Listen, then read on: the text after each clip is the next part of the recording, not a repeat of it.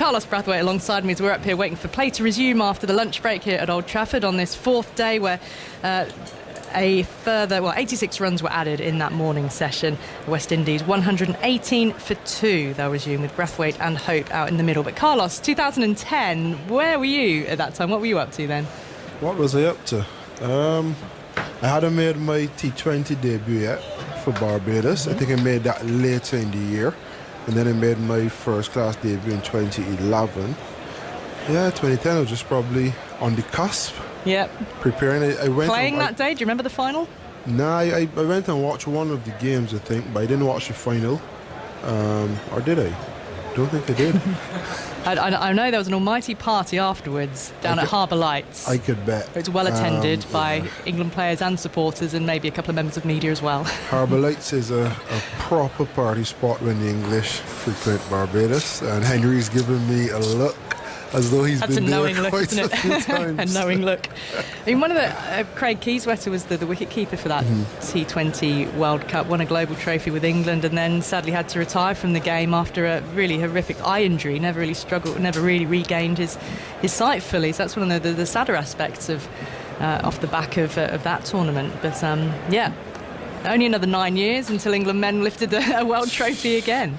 Keyswetter was, I mean, when you think about Jos Buttler now, Craig Keyswetter probably had the same impact in white ball cricket for England that Jos Buttler currently has. Same way he went about destroying the old way of doing things, getting funky and stuff. Yeah, he was great to watch. Yeah, no, he really was. He was 27, Keyswetter, when he had to retire with that eye injury. What does he do now? Sure, is he involved in... Oh, yeah, he plays golf, doesn't he? Professionally? Yeah, he'd look to go professional on the golfing circuit. We'll get to look that up and see how his golf is progressing. It's got a little bit more overcast here. I think the sun's just nipped behind cloud rather than the sky really filling in. There's still plenty of blue up there. Now, earlier on today, Carlos, we had a few suggestions that England's bowlers looked a little bit boy bandish with their bandanas and their headbands, what with all their lockdown long hair. And actually on the text commentary, quite a few people have chipped in with possible names for this group. So we've already had some suggestions like No Barber in the Bubble and the Alice Band. We've got Miss Gumbrel on Twitter saying, forget Take That, because I suggested that Sam Curran looks a little bit like Mark Owen. Says, surely it should be How's That for the band. Not bad. Test Life being another suggestion for this band. That comes from Jam. Simon Woodford. Slips Not. An odd one.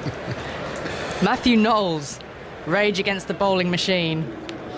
That'd be if you had a batting cohort, surely, in a band. No Barber in the Bubble is nice. Yeah, No Barber in the Bubble. I don't think Rage Against the Machine were generally considered a boy band. No. More like a rock. yeah. That's sort of stretching it a little bit, isn't it? What's the point? Is who's the lead singer? Like, who's the drummer? Who's the quiet sort of... well, it's a boy band. They've all got to be good dancers, haven't they? They've got to be able to move in sync together. But keep those suggestions coming in, because Broad is walking out now with the headband on, tied in a neat knot at the back of his head, and Sam Curran was sporting that as well. So if there were boy band rules, what would the rules be? The rules? The rules. Ah, right. Yeah, well, we see... You've always got the lead singer, the main dancer. He's talking about whether they'd be playing instruments as well, so you've got more of a band. Who's the lead singer? Well, I think Broad would like to think he'd be the lead singer, wouldn't he? I'm not sure he's a true front man, though. Would that be Broad or Stokes? Well, Stokes, I think I'd give him the front man slot, actually. And then He'd be good on a microphone, too. Yeah, like leading. Yeah, he'd probably be the leader out of the four of them. Curran would definitely be he'd be the main poster boy, I think. The face of the band. Yeah. He walks across on mornings in his red shoes and his red bike, standing out. He'd be having to deal with the majority of the autograph hunters, I think, looking for the selfies. Okay. So where does Wokes come in? Oh, we see. Wokes is sporting the Alice Band, isn't he, at the moment? He's taking a very definite role. He's just a background drummer, hidden away. Very important. Cool. Yeah, very important, and does all the hard work with No reward. Poor old Well, that's Chris the Wood. analogy. Yep, well, he hasn't taken a wicket today. The only wickets that have fallen was Curran last night and then Best this morning. So it's Curran to pick up duties. Brathwaite is on 41 as he's in now, bowling full, right in on the toes of Brathwaite. Brings his bat down. There are 3 slips. Standing in the cordon, backward point. Rory Burns is down the ground, doing a bit of stretching, keeping himself warm at extra cover. Broad at mid-off. Oakes there at mid-on. It's a square leg and fine leg as well. But these two, it's been a good partnership. It's 2 away from the 50. West Indies are 351 behind. They need 270, remember, to avoid the follow-on. They're 118 for 2. Sunshine again here in Manchester, and Curran, left arm over, full, clipped into the onside. Quick single taken, the pick-up and the throw at the stumps from Wokes. Misses, and they're home comfortably anyway, but it's good after lunch. You've had the break, get the feet moving, get that early run on the board. Here's another suggestion of a boy band name from Sally on Twitter this time, at BBC TMS. Double meaning to this. Living in a box. Well, there's the attire, of course, but also, more to the point, living in the bubble at the moment. When I say living in the box. Feels like a box. Definitely does. Well, it's an interesting point there about, to what degree the bubble environment, by the end of the summer, will it impact on the players in a mental sense, or given touring, are they quite used to it? As Curran's in, back for length, and it has Hope back defending into the onside and no run. As an actual fact, when these players do travel to the subcontinent, and you'd have been there as well, there's often very little opportunity to go outside of the hotel because you get mobbed by crowds. So to an extent, the cricketers, you are used to, in effect, living in hotels. It wouldn't be restaurant-ish on a consistent basis as in Australia or England or South Africa, but you'll still be able to dip to Taj, dip somewhere to do some sightseeing. Curran in again now to Hope. Throws out just a little wider. A bit of shape away from him as well. He went very full with that. Left alone by Hope. Yeah, and funny enough, this is me to a T. I love the option of. So I'm happy to be in my room. I always get my takeaways, go back to the room and eat. But I like the ability to go out. The option of going out. You no longer have that option. So even though you might not want to, is the fact that you could if you did. Correct. It's all very psychological, isn't it? You don't have that now. In goes Curran. Once more to Hope. Full. Clips off his legs to mid-wicket. One-handed pick-up. And the run saved. So 119 for 2, the score remains. Well, it's something, isn't it? Which goes back to even being a child, is wanting to do the things that you're not allowed to do. Correct. It would be nice, though, for the touring teams if on their, let me say, there's one day that if you're in Manchester, I don't know where you can go, but just be able to dip out as a group and do something together rather than just sit in the hotel. Not allowed. Curran in full again, and Hope defending back up the pitch. Curran picks up in his follow-through, end of the over with a single off it, 119 for 2. West Indies 350 behind now. Brathwaite 42, Hope on 25. Yeah, I mean, there's lots of places, aren't there, when you'd be on tour that you could get in a coach. I remember the World Cup in 2011 and a couple of players wanting to go out and do some shopping, even just locally, in Chittagong, and a shopping mall was effectively sort of closed down so that the players could go unhassled by the throng of fans that otherwise would have followed them around. I mean, obviously nothing to do with COVID and health-wise, but... That's the good thing about the subcontinent. You can't get that done in the UK that easily. Or just shut down the Manchester shopping centre. Yeah, sorry, Trafford Centre, nobody else allowed in, because Chris Wokes needs to get a new Alice band. Good analogy. Yes, I mean, you treat it like royalty, I guess, just different dynamics. But I'm sure that the ECB or whoever the powers that may be could arrange something, man, just so you get out of the brick and mortar feel. Southampton was good, with a lot of greenery. They've got the golf course on hand, haven't they? Well, they will be moving around the country a little bit. They'll get a gap, won't they, between the Test series before England play Pakistan, for the Test players, that is. Here is Broad then charging and change of ends from him, and it's full. Brathwaite on the drive, only as far as extra cover. So Broad has gone to the James Anderson end of the ground. We saw him start off from the Brian Statham end earlier, so see if it brings him a little bit more fortune. Wokes was operating from that end, but Broad as a senior bowler will have the say, won't he? His choice. Yeah, I get the feeling as though England are preparing for a collapse. They've all been quite short spells, 4 and 5 overs, and almost trying to save the energy for following on. Broad charging in towards us now, bowling full, and that could be 4 down the ground. On drive, just lent into it. Brathwaite's nobody down there, and the outfield in the sunshine feels like it's getting quicker, so a boundary to Brathwaite. It takes the partnership beyond 50. Been good batting between these two. The second 50 stand of the innings then, after Brathwaite put on 54 with Alzari Joseph, the night watchman. And it seems as though the West Indies really needed that day off yesterday. The intent today looked so much more like the intent in the first test at Southampton, and we gave them all the accolades. They weren't at the races in the first 2 days, but they're back at it today, and the results are going the way. He's on 46 now. Brathwaite, Broad is in, clipped off the pads, but finds backward square. And there's no run. It's funny, isn't it? Because on one hand you think, well, a rain delay, everyone would be just getting a bit sluggish because there's no cricket.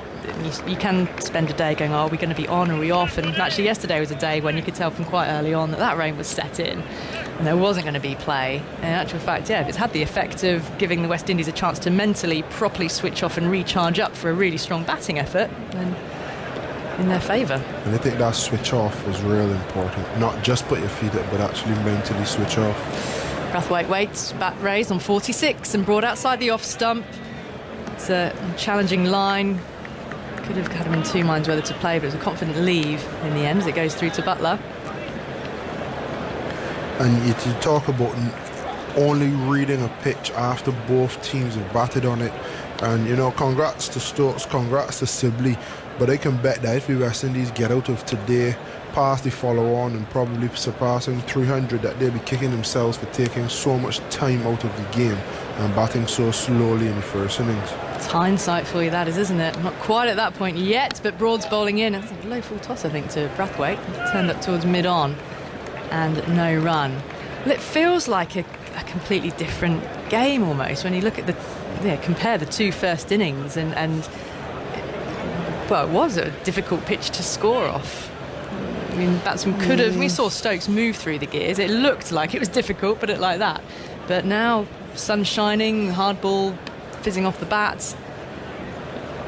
Or is it just intent, the way you see it? Here's Broad in now to Brathwaite, and he's shaped to play defensively and then run off the outer edge into the ground out towards the gully. It's the end of the over. West Indies 123 for 2 and 346 behind. Yeah, intent has a lot to do with it. There were so many balls that Sibley got that were rank half volleys, and he just dropped the bat on it. That's another dot. Yeah. Whereas if you just push that off here, you don't time it well, you get 2, you're back on strike still, you're 2 more runs, and the ball is under that little bit more pressure. And the West Indies were rearward with the ball. They weren't beaten out of the attack. So although they didn't have the best day in the first day, they left the first day not being too far away from the game, came back on the second day, same thing. If they had shown a little bit more intent, West Indies could have potentially been batting just post-tea on the second day, and the game could have been very different. Sun dips behind cloud, and Curran's got a deep backward square in place as he's bowling now to Hope. Goes back, defends into the offside, and there's no run. I mean, Sibley is one of those batsmen that you think there will be probably a time in a test match, and it's happened with other batsmen as well. For whatever reason, they're bogged down in the scoring. Actually, their wicket falls, and yes, a wicket's gone down, but you find yourself thinking, okay, that's probably actually going to help the batting side because a new man will come in and actually might move things on, which the game or that moment or that match situation needs. Curran sets off. Over the wicket he goes, straight at that time. Hope defending to mid-wicket, and there's no run. But then Sibley did. England have been crying out for some solid test match batting to lay a platform. It will now just be a matter of, I suppose if you hadn't lost a day to rain, Correct. there was much more time. So it's all a bit of hindsight, isn't it? And what may have been what you might have wanted. It's bad to be too critical of him because this is what everyone has been saying they needed. But obviously, serious situation of the game, in hindsight, it just doesn't look good. Hope on 25, lots a wide one. Pushed across him by Curran, and he doesn't chase it. Curran bowling over the wicket, left arm to the right-hander.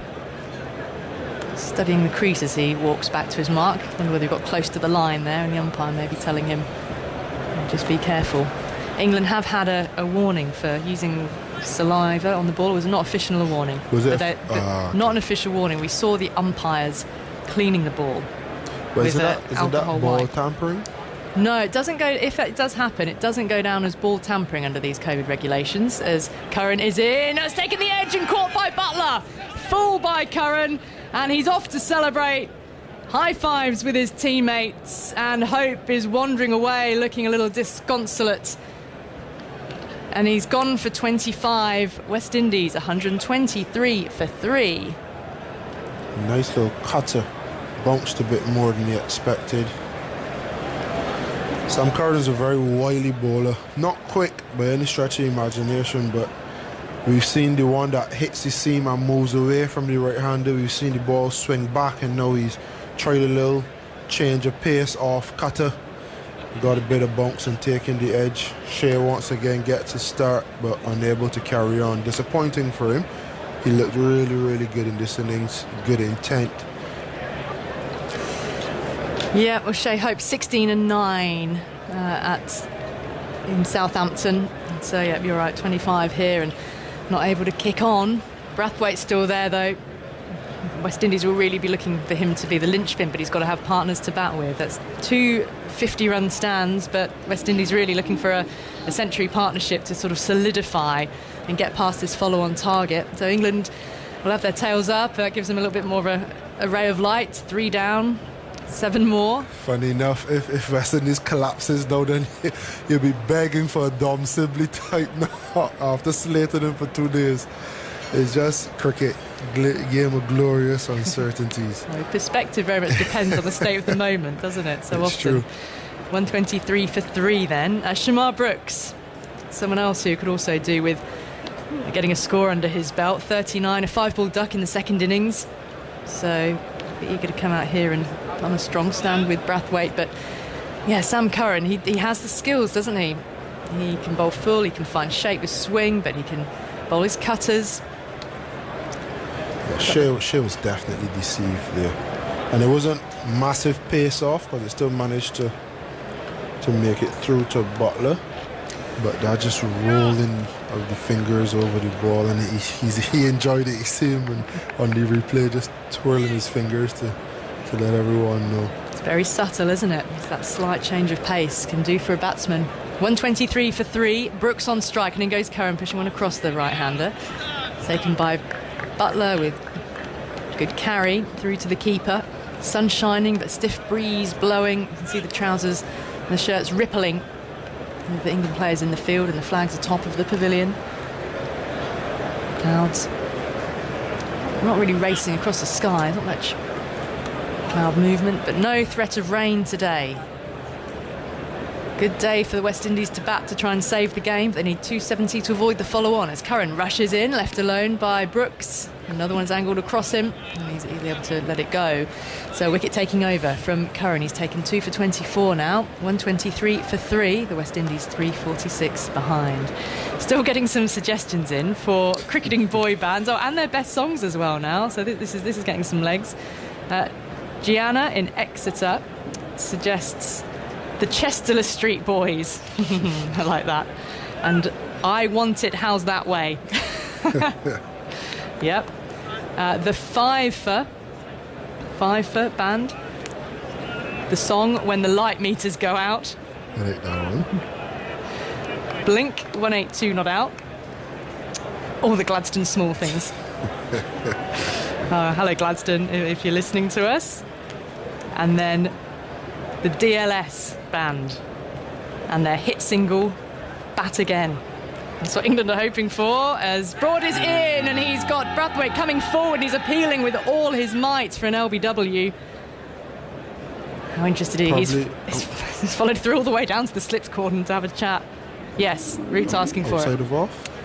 Probably way forward, didn't he? And TV across. umpire to director, we have a player review for LBW. Original decision is not out. If I can see the front foot first, please. Richard Kettleborough, the third umpire. England have only got 2 reviews left. Thank you. Fair delivery. If we could move on to front on spin vision, please. It's cut back quite a way. Okay, I'm going to need to see Ultra Edge when available, please. I don't think it took the bat. Ultra Edge coming up now. Keep it running past the bat, please. Yeah, flat lines, it goes past the bat. Keep it running right through, please. Thank you. Clearly no bat involved. We'll go to ball tracking when ready, please. Yeah. Pitching outside off, impact is umpire's call. Wickets hitting. I'm going to go back to Michael on field. Michael, you can save your original decision. You're on camera now. So, yeah, just striking him on the line. England don't lose a review umpire's call, but again, a close one, because if the finger had gone up, then it would have stayed, well, it would have been in England's favour had the batsman reviewed it. Yeah, that something didn't look right about it. It looked close, and I guess 2 reds out of 3, but I always thought it was outside the line of our stump. Umpire agreed with you. 123 for 3. Broad in again to Brathwaite on 46. Now he'd had a little fiddle of that coming forward through to Buttler, past the outside edge. This could be a dangerous period, Ali. Broad with his tail up, no getting into his work. Just lost a wicket. The last thing they'd want is to lose another wicket, and worse yet, for that wicket to be Craig if they do lose one. Well, Broad having appeals turned down and then unsuccessfully reviewing, or rather it being umpire's call, he'll be running in with great gusto now to try and get his man. Broad is galloping in up to the stumps now, bowls to Brathwaite, and he's struck on the pad again coming forward. I felt Broad was a little late to join the appeal that time. And I think maybe height could be an issue as well. Stokes is indicating that from second slip. And no intent to review this time by England. Broad has turned on his heel and is walking back to his mark. But it's testing over this for Brathwaite. Probably no better man you want, to be honest. When the chips get down, when the other team gathers a bit of momentum, Craig is the perfect batter to be at the end and just soak it up, absorb it, and eventually transfer it on to the opposition. Yep, Hawkeye does have that one going over the top. Broad thundering in again, full, and it's been driven back past the bowler. Well, that won't please him. And it will be 4. Yes, it will, all the way down to the pavilion at the far end. So Brathwaite moves on to 50. Half century, following on from the 65 he got in the first innings at Southampton. And a slight raise of the bat, acknowledgement towards the West Indies balcony, a handshake by his opposite number, by his batting partner out there, Shamar Brooks. One drive. Really happy for him, man. Had some chats with him between brands before this tour, and was contemplating using my brand, and he really sung up for the tour and real passionate. He's facing up now to Broad again. Ooh, could be the same result here. A little bit more checked in the shots, but the ball's still racing away off the face of the bat, down to the boundary for 4 more. Well, a couple of LBW shouts, a couple of on drives for 4. An eventful over, this one. Still got a ball to come. Brathwaite's half century came from 121 balls with his 5th 4. That was his 6th that he followed it up with. It's his 27th score of 50 or more in Test match cricket. He has 800s amongst those, and it's his 5th 50-plus score against England. Yep, it's a decent record, that. And that those couple of shots are just the shots you're talking about, how to, maximise bad bowling. Broad in again, outside the off stump, left alone by Brathwaite, who finishes the over 54 not out. 131 for 3 then, the West Indies 338 behind. One more boy band suggestion before I leave, and Aggers is coming in. Kieran Mullins suggests McFly slip. I like that. And Harry Judd, a massive cricket fan as well. Right, Aggers is coming in. Carlos Brathwaite, a few more thoughts of you. Here's Jonathan. Yeah, really impressed with Craig in this innings in particular. Similar to the first innings in Southampton. Positive intent. And those full straight balls, instead of just blocking them back to the bowler, he's checking them, punching them down the ground, and being rewarded with a couple of 2s and a couple of boundaries in the last over. Hello, Carlos. In goes Curran, running away from us. Bowls his left arm over, just brings Brooks just nibbling forward, going at lovely full length on the off stump, and Brooks is starting his innings now. So that's his 3rd ball, plays into the offside. And he's dancing around on his toes, getting himself loosened up and busy. 131 for 3. So still 338 runs behind England. Can England produce something this afternoon? Cluster of wickets to put some pressure on and bring the game to life. 3 slips waiting there as Curran goes scuttling in and bowls on the leg stump. A lovely one to get away from Brooks's perspective. A leg stump half volley. And he's just clipped that away down to the boundary to our right-hand side. And suddenly a flurry of runs, 135 for 3. You'd normally say a shot as beautiful as that is worth the admission fee, Aggers, but there's no one here, no one admitted, no one to see it. No, bit of a gift as well, though, wasn't it? It was right up there, half volley, leg stump. There are a lot messier ways to get it to the boundary, though. That was for sure. You ever seen me bat? 135 for 3. And Brooks off the mark then, and Curran will be cross about that because it was a bit of a gimme. You always try and make a batsman have to really work to score his first run. That's Stuart Broad shouting at somebody about standing in the gap down here. Not quite sure what that means. Oh, he's talking to us, not Stuart, but Steward. So distracting somebody. 135 for 3. Curran, left arm over the wicket, bowls short of length, and that's well left this time by Brooks, has pushed across him. And I had to give Curran credit for that dismissal of Hope too. He just a little off cutter, wasn't he? He just ran his wrist over it. It was a really good ball. He felt really good about it. He ran down celebrating, just twirling very his fingers. Pleased with himself. Well, fair enough, because it's a new addition to his game, I think, that one.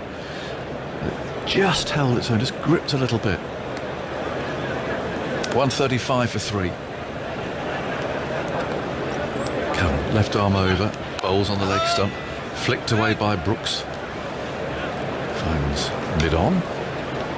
That was the 17th boundary of the innings. We're in the 48th over. By this stage, England had only hit 6 boundaries, 5 fours and a 6 by Ben Stokes. It took until the 102nd over of the innings to hit 17 boundaries. So it just highlights the difference in maybe the outfield, but also the bowling and the way the teams are batted. The Alzari Joseph X Factor. Well, that also helped, didn't it? Curran, left arm over the wicket, bowls on the off stump, and very watchfully Brooks plays the ball into the offside. It's picked up by Crawley, wandering up from third slip. Lovely sunshine, but a chilly wind, quite a persistent chilly breeze, which explains why a number of the players have got their long sleeve sweaters on. And again, our friends here, the cameramen below us, one's wearing gloves, all got their warm gear on. Curran once more runs in, bowls a little bit of swing there into the batsman's left leg, but it's played carefully into the leg side. And Brooks is on 4, Brathwaite 54, and the West Indies are going to make sure they don't mess up here, they don't slip up, they don't get careless or whatever. They haven't shown that way so far. They've looked, the attitude's been good, discipline's been good. Proper intent, love it, man. It takes you back to the first test in Southampton, and it's just good to see. It seems as though this is the way that they're going to play now, and this is the way forward. Talking about the weather, I looked from my room and saw bright sunshine and decided to leave my warm jacket home, and as soon as I got outside I started to shiver. So I'll be upstairs until the end of play. Oh, no, right. So you haven't brought it with you? No, I haven't. Oh, Carlos. I won't make that mistake Big again. mistake. You're in Manchester. It may look nice outside through glass, but that little nip in the wind. In comes Broad from the far end, bowls on the leg stump. It's turned away by Brathwaite this time. Will they get 2? No, just the 1. His best there runs back from square leg. 136 for 3 in the 49th over. What Fred Truman would make all these bandanas, I really don't know. I don't know what's going off, he'd be saying. Fast bowlers wearing bandanas. You'd have enjoyed Fred Truman. It's not the ragged fast bowler look, isn't it? It's not really. Fred would be able to stand there. He would not approve at all. But Fred's hair actually is quite long. He's just sweep it back. Black hair, and then he'd roll his left sleeve up on his right arm and sweep back his hair, and then go swinging in the bowl. You ever seen him bowl? You watch him on YouTube? Heard the name. We'll find some. Here's Broad bowling. Owen beats Brooks there, just for line, I think. It didn't seem to move particularly, just short of a length and just a little bit of extra bounce. Great fast bowler and a great storyteller. Not Better always, than yourself. Oh, Fred's in a different league. Not always the most generous of pundits to English fast bowlers in particular, but always somehow, he just always made you, even when he was very grumpy, which he often was, he still made you laugh. In comes Broad, bowls, that's flicked away. He's got that, I think, down to the boundary. Brooks in that same spot that he got off the mark, his second boundary. Flicked it away just behind square. And Broad this time straying into a place where clearly Brooks is very strong. Yeah, this is something that he's added to his game over the last couple of years. He was more of a expansive cover drive player, and he's now gone a little closer to off stump, cut out the cover drive a lot more, and he's improved his leg side play.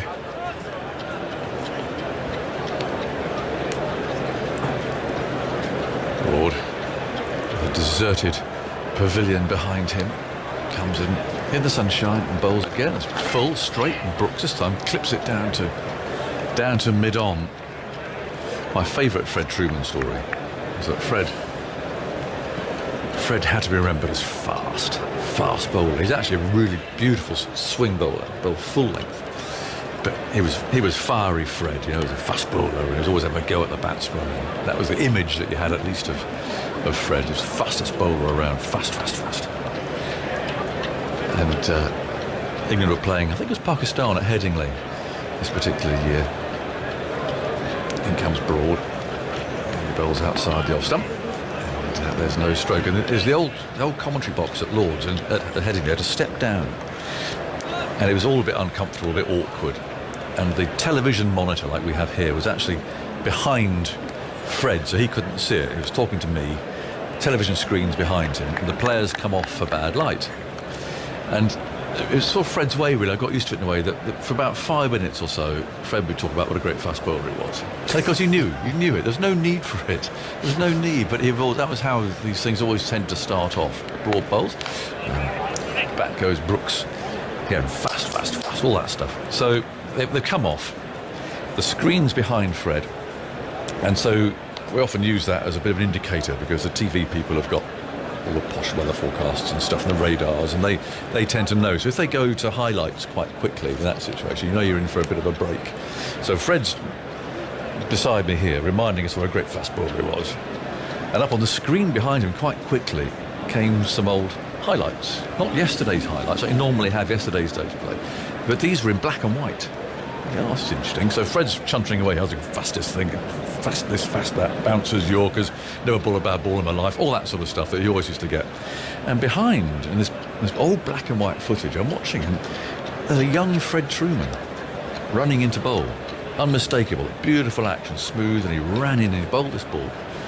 Here goes Curran. Bowls on the leg stump. Turned away just behind square on the leg side. Will they get two? Not quite. Juggly save there. Keep them down to 141 for 3. He runs in and bowls this ball to a West Indian batsman who goes boom and drives him for 4. So I'm thinking, this is interesting. What game is this then? It's black and white. It's West Indies. It's England. And the screen panned back and immediately you see it's Lords. So it's Lords, you can tell by the scoreboard. 4th no wicket it was. I think, okay, so what match is this they're showing? It's Curran bowling, has a lovely drive, straight to the fielder at cover. Lucky that would have gone for 4 as well. Brooks on 8, 141 for 3. So what game is this? Of course, okay, West Indies, Lords, Fred Trueman. Of course, 1963. Yeah? I don't know. 1963, when Colin Cowdrey came out to face the last. Well, he didn't have to face, but he came in last man in with his arm in plaster because Wes Hall had broken his arm. His Curran bowls turned away to mid-wicket. It brought the nation to a standstill. It was an amazing climax to the game. He didn't actually face a ball, but that picture and film of Colin Cowdrey walking out with his arm in plaster as the last man.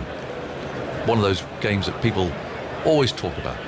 Less well known was the fact that the first 3 balls of that test match, bowled by Fred to Conrad Hunt, were all hit for 4. Okay, Fred didn't talk about it. He wouldn't let me. He didn't talk about this. So while I've worked that out, Fred's running and bowled a second ball.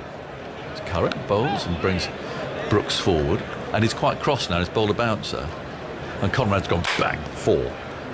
So, of course, I'm now starting to laugh because I know what's going on. And Fred's here telling us what a great fast bowler he was. Never bowled a bad ball in his life.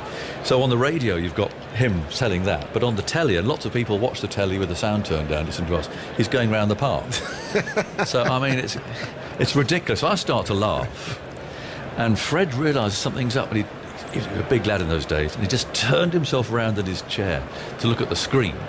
Curran bowls, back goes Brooks, plays down to gully, just in time to see the third ball. And of course, I know what's coming. And he bowled again to Conrad. And to be fair to Fred, I think Conrad was buzzing a bit by then, and he chased a ball, and it flew away through gully and down to third man for 4 more. So the game's up. I mean, Fred knows what it is. I know what it is. And I think, well, I'm not going to say anything here. I'm going to leave it to Fred to see what he comes up with. There's a long pause. And he turned round to me and he looked at me. He said, isn't it funny, Jonathan, lad, how much slower you look in black and white? It's Curran tipping that away to mid-wicket. And there's not totally true story. It's funny how much slower you look in black and white. Great stuff. But that was Fred. He was just so brilliant at making you smile at the same time. But he'd be shaking his head at the bandanas and the Alice bands. He really wouldn't be able to understand that. Fast bowlers wearing Alice bands. Agus, can I just sort of add something to that story? Yes. We should say that he didn't get absolutely smoked about the park for the whole of that game. He ended up with 11 wickets, 6 for 100 and 5 for 52. And in the next test at Edgbaston, 5 for 75 and 7 for 44. So And only surprise being that he didn't actually say that at the time. It was a brilliant bowler. His figures, his stats would line up alongside all the great fast bowlers, wasn't it? Malcolm Marshall and these guys. He was an incredible bowler.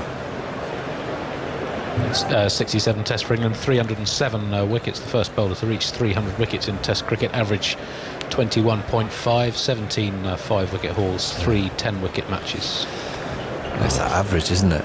Yeah. So fond of Fred. Did you ever come across him? Yeah. I was obviously a young Yorkshire player when he was. Been finished a long time, but listened to him on the radio all the time. He was around the club. I did a dinner once at Ilkley Golf Club, and Fred was speaking. Stokes is on his first bowl of the innings, actually, and it gets, no, not quite a wicket first ball. Oh, I thought second slip there might just have clung on to that.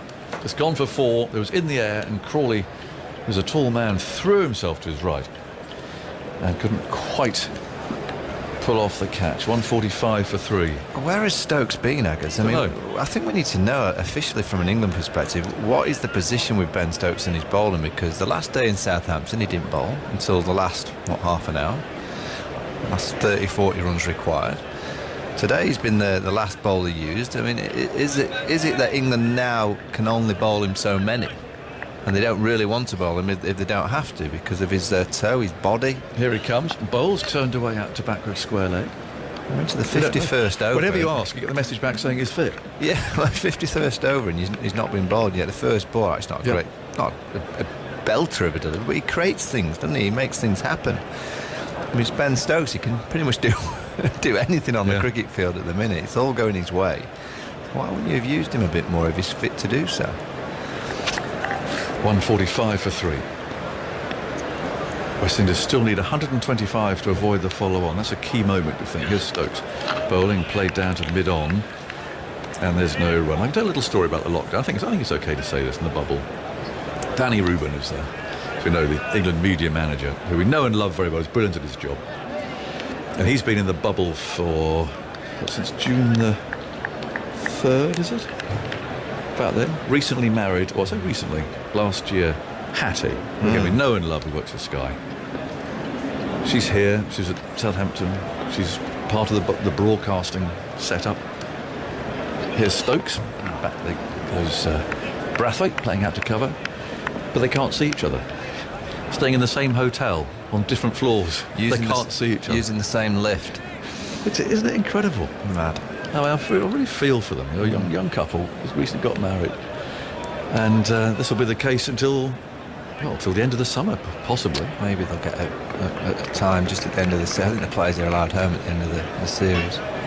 suppose for it a few depends if days. Danny gets a chance if he gets a break during the one-day series, I suppose. Here's Stokes. Bowler played down the ground to mid-on. I saw Hattie. I said, how are you getting on? So we've decided now it's better if we don't actually see each other at all, because there's a point where you can look down here and you can actually they have their lunch on the level below us.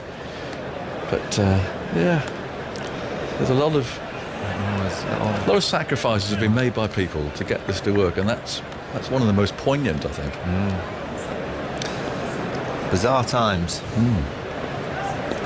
145 for 3. Ball to go in the 51st over. Stokes on his way. Bowles. It's tucked out to square leg. And there's no run. Just say to Hattie, if you haven't seen him for a while, then you haven't seen the beard. I think possibly needs a bit of a trim, doesn't it? Last time I saw Danny. Well, he's taken the lead of quite a few. I don't think he's got it in him to be able to grow up top, the hair. No. So he's gone for the beard. Whereas most of the players have gone listening. most of the players have gone for the hair. Yeah. Danny Rubin's possibly not able to do so. Just talking of old Yorkshire players, I'll tell you, Brian Close, he was always around. Oh, yes. When I was coming through, he played with him actually for the academy when he was captain. Came back and played and captained the academy team when they joined the Yorkshire League. Can't remember what year it was in the 90s. When did Brian Close first play for Yorkshire then? 1950. But he played for England in 1949. Hang on. So here's Curran then driving Brooks back. He played at S4. I think he was 18 years old and England's youngest Test cricketer. He last played for England in 1976 as one of England's oldest Test cricketers. So he had a 27-year Test career and played 22 matches. It's incredible. So 49 to when you played. See, I played with Brian Close as well. You played. I mean, what an incredible career he had. Captained the academy team in the Yorkshire League on a Saturday. That's amazing. And there was a time I'd just got in the first. Kept on getting out LBW. I always remember he arrived at the indoor school. Curran scurries up and bowls on the leg stump, turned away. There's a couple here, I think, to long leg. Fielder throws that back in again. 147 for 3. And he did the pensions, so he'd come to get us all signed up for his pension. Funny times, and he walked in his civvy and his suit, and fag on. Yes. Walked in the indoor school, I'm in the net, and he goes, I'll show you what to do. And he took his cap off, borrowed my he's left-handed, borrowed my right-handed gloves and my bat, went down and faced him. He said, look, get your pads off. So he won't hit you on the pad.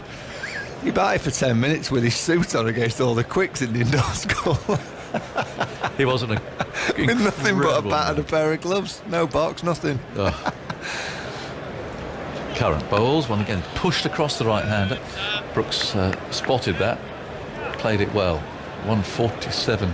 Young Michael, that's what he used to call me, Young Michael. Get your pads out of the way. He didn't argue with Brian Close. He ruled that Yorkshire dressing room.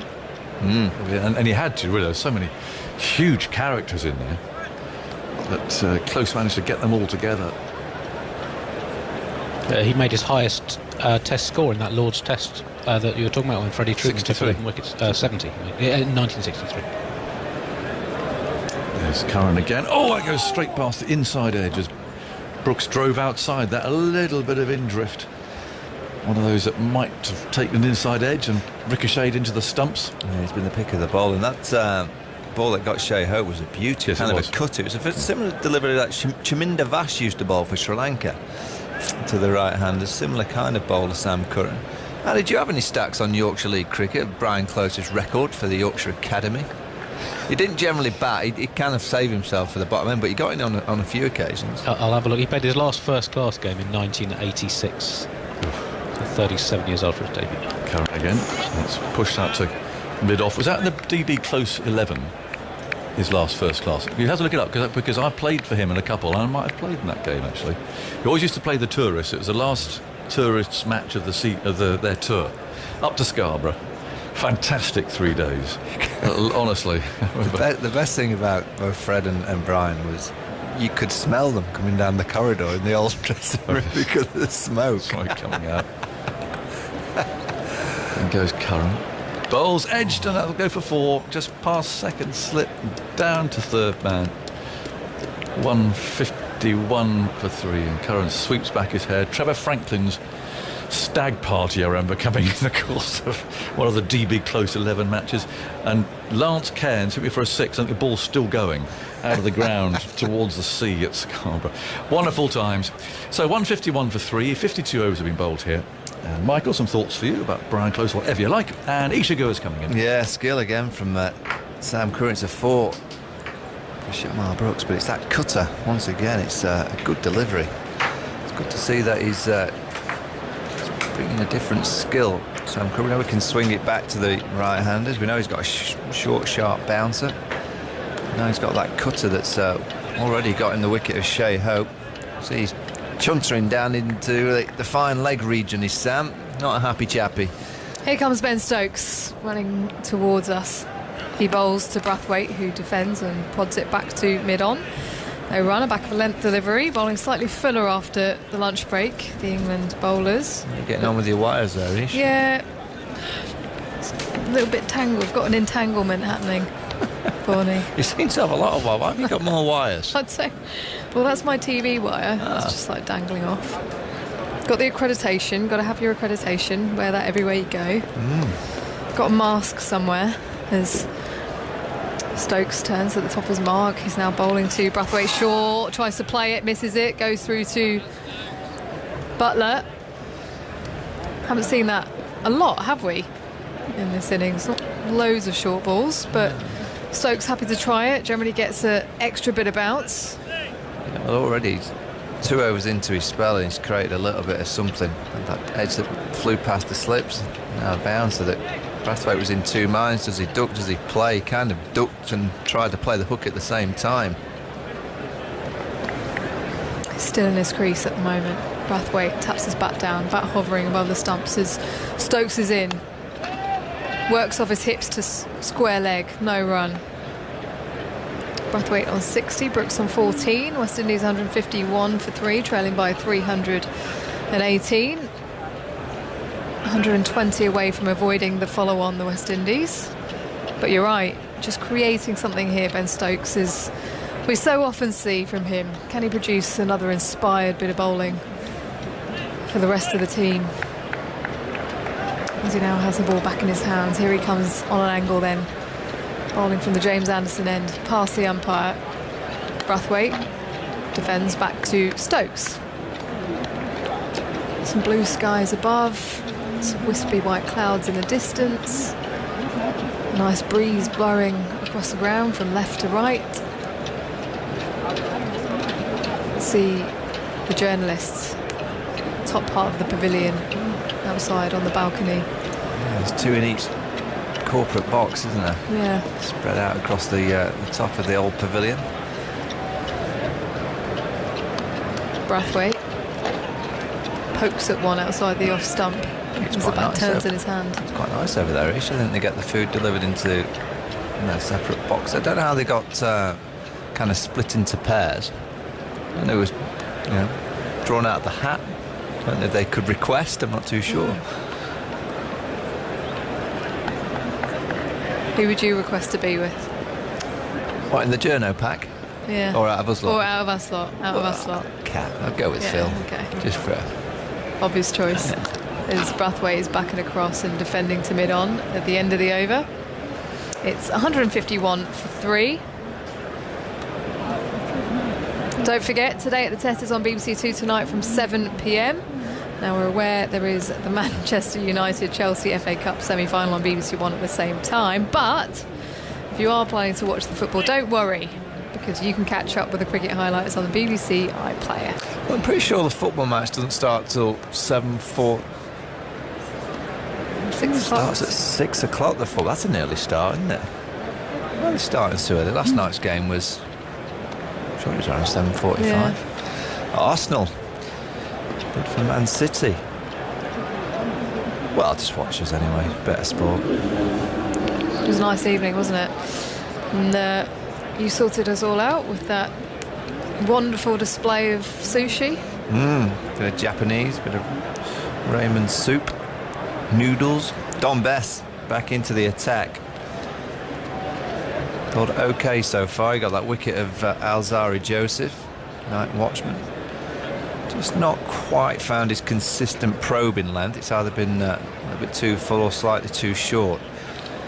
Fine balance, because it's bouncing. It's too quick. It gives you all the time as a batsman, maybe slightly too short to go back and play it with control. Leg slip and a short leg, orthodox slip. I feel that these conditions, and with England having so many runs on the board, it's a perfect chance for the young off spinner to get a few wickets, try and bowl England to victory. Glasses on for the Somerset off spinner. Here he comes now, bowling to Brooks, who pats it back to the bowler. Swanee bowled in glasses, didn't he? Yeah, he did. Ashley Jargo always did. Director of English cricket, he used to like his shades. So a slip in play, cover mid-off. No one at point as he comes through now, and that's exactly where Brooks places the ball. Just opens the face, it's gone backward of point, and will reach the boundary now. Such a gifted player of spin, Brooks, who goes to 18, 155 for 3. Remember in Southampton, he looked to really bat with intent against the off-spinner. Playing against the spin on a number of occasions. That's the one that you talk about. It's over-pitched. He was able to get right over the ball there, Shamar Brooks. That's a gift, that is. The space at point, got an extra cover and mid-off, and that's it on the offside, apart from the slip, so there's big spaces there for him. Brooks forward press and defence to the leg side in front of short leg. He's got slip, leg slip, short leg side field, backward square, mid wicket and mid on. The man out at deep mid wicket is Bess. It's through his action. Brooks forward pressing and guiding it backward a point once more, comes through for 1. Yeah, the problem here, Isha, is that that's the perfect line just outside off stump, so it'll bring both edges into play. But because there's no cover point, you know, you play it nicely, it'll just run off the face and you'll get off strike. You have to put the extra cover to cover point and try and say to the batsman, go and try and hit it through extra cover. Brooks at the non-striker's end at the moment, as Brathwaite advances, gets deep into his crease and pushes it to the offside. You were talking to me earlier, Michael, about gigs that you've seen here. Yeah, concerts, yeah, I've seen a few. Old Trafford. Oasis back in the day. It was a bit of carnage. His best bowls. Brathwaite back into his crease, cutting, backward of point. Joe Root on the chase after as they come back for 2. Sends the throw in now as Brathwaite goes to 62, 158 for 3 at the end of the over, trailing by 311 the West Indies. So Oasis, when was that? Oh, it was a long time ago. It would have been early to whenever they started to have the concerts here. And the concert stage was in the corner here, so this stand called to our left. It was around there, and obviously the hotel wasn't around in those days. The old pavilion was in, actually when the square was the other way round. So the building to our right, I think it's the old press box, which is still there. It's the oldest of all the buildings here. It seems to have been there forever. That's where I was sat on that balcony. And all the Oasis fans were walking underneath. Just started to throw a few things up at us. As Ben Stokes bowls to Brooks on the back foot. Struck quite high up on his pad. September 2002. 2002? Yes, it would have been that far back, yeah. So that would have been 3rd album, I reckon. So then you went to Australia and had a great tour of Australia. So whatever they threw and it landed on me worked. Was it fluid? yes, and yes. Key 1%. Was it yellow? Well, yes, come on, it was nice wine. Brooks back and across. Pushing to mid-on, no run. I think the Killers were meant to have played this summer here. They had a few nights booked in here at Old Trafford. That's a great venue. Yeah, I remember frequenting a few Oasis gigs when I was a bit younger and always wanted to get right to the front because that was the only place I could actually see. So I would always make sure I got to a venue at 4 o'clock, even if the gig wasn't starting till 9, so I could literally be the very first person at the railings as Brooks is driving back to Stokes, a full delivery on the off stump. They'd have had some good support acts, wouldn't they? They had a few bands before them. Yeah, Get there at 4, you'd have seen them. yeah, a couple. Yeah. The problem came when you needed the Did you not toilet. do any surfing? Like, did you not climb, get on top of everyone? No, I never did that, no. I remember Noel Gallagher in 2006-07. He played a gig in Perth at I think it was at the Town Hall for about 600 or 700 England fans. Here comes Stokes again. Brooks clips it off his legs, past mid-wicket, out to the boundary. He's stopped running now as it goes into the advertising sponge. Picks up 4. He's batting at a good pace as well. Goes to 23 of 32 deliveries, 162 for 3, the West Indies. Yeah, well, Brooks has come out there and he's moved to 23, but he's timed the ball. It's not looked at a pitch over the course of the Test match that's been so easy to time a cricket ball, and Brooks has come out there pretty much from ball 1 and played some wonderful strokes. Stokes comes in again, this time off the hips from Brooks, slightly more back of a length as Broad comes around to his right to collect the ball and throw it in. They come through for 1. What a chance this is, Isha, for the West Indies to bat out the day. How many overs left today, Andy? 56. So 56 more overs of batting to do today, with 7 wickets in the tank. I think if they do that, they're scoring at 3s. That's another 160 odd. Takes them to 320 odd. You'd say that it'd be very difficult for England to force the victory if that happens. Stokes bowls. Brathwaite works it to Stuart Broad at mid-on. At the end of the over, it's 163 for 3. Brathwaite on 62. Brooks on 24, trailing by 306. By the way, we've had a listen to the stump mic. It sounds like just before lunch, Dom Sibley admitted to the umpires that he put saliva on the ball. And the umpires then wiped the ball, as it is the protocol. You can hear the fielders say, "Well done, Sib, good honesty, mate." No official warning was given.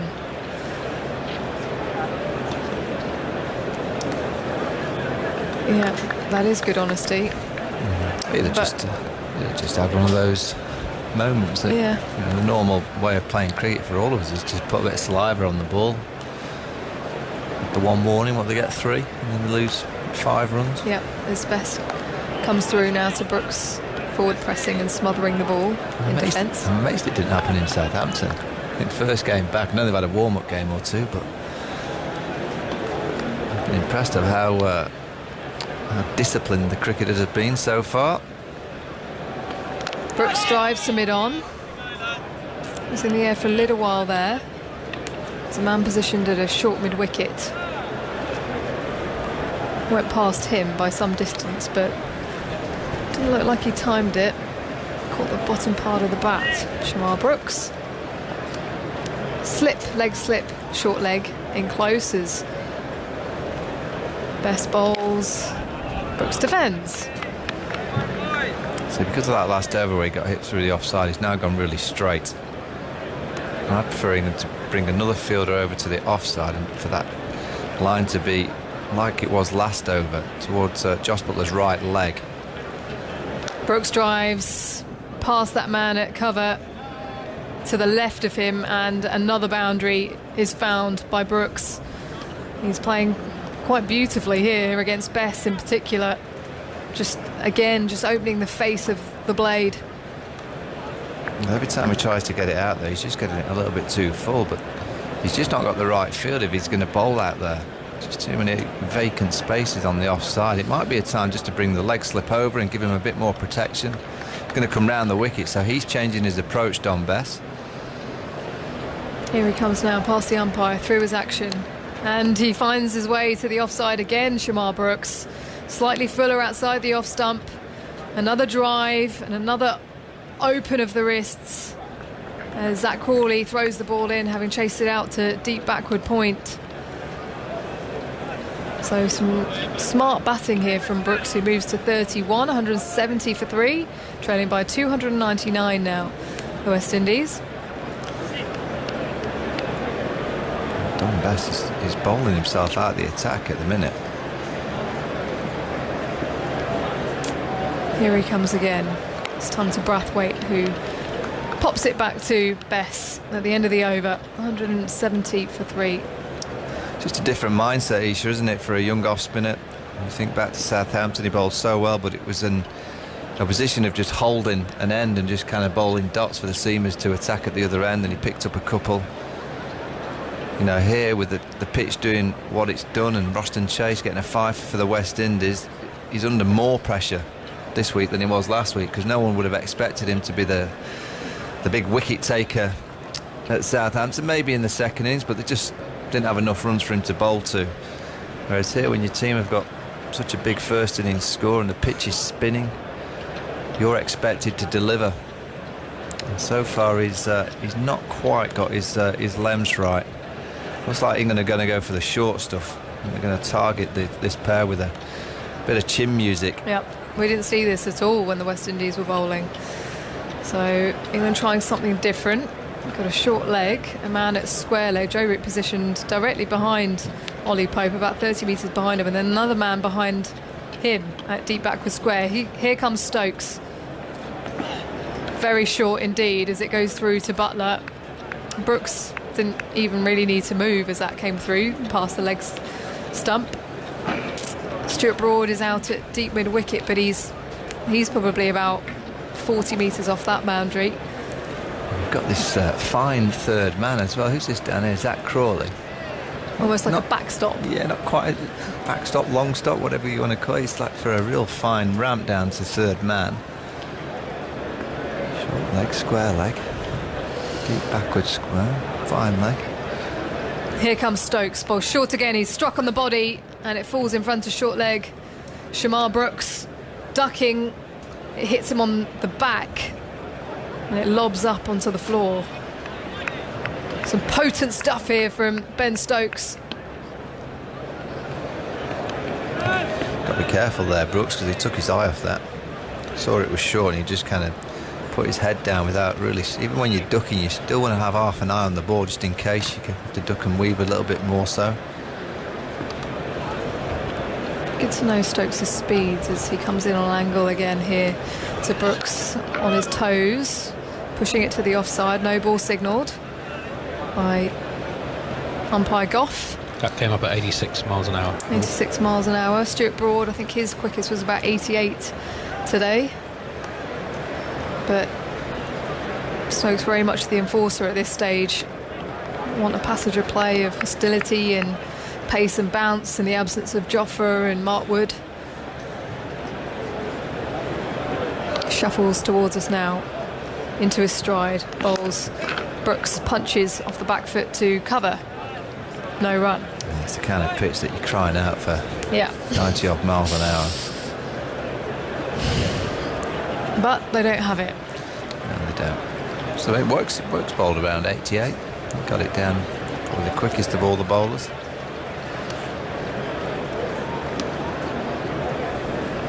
Gully, point and extra cover. The only fielders in front of square is that's left past the leg stump through to Buttler.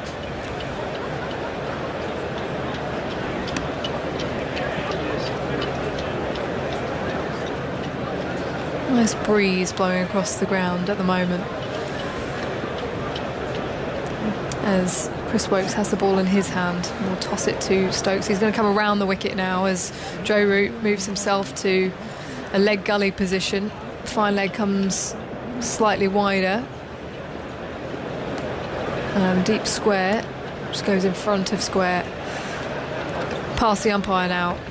Brooks off his hips, past Joe Root to his right at leg gully, goes down to fine leg, comes through casually for a 1. Does Brooks as he goes to 31, 171 for 3.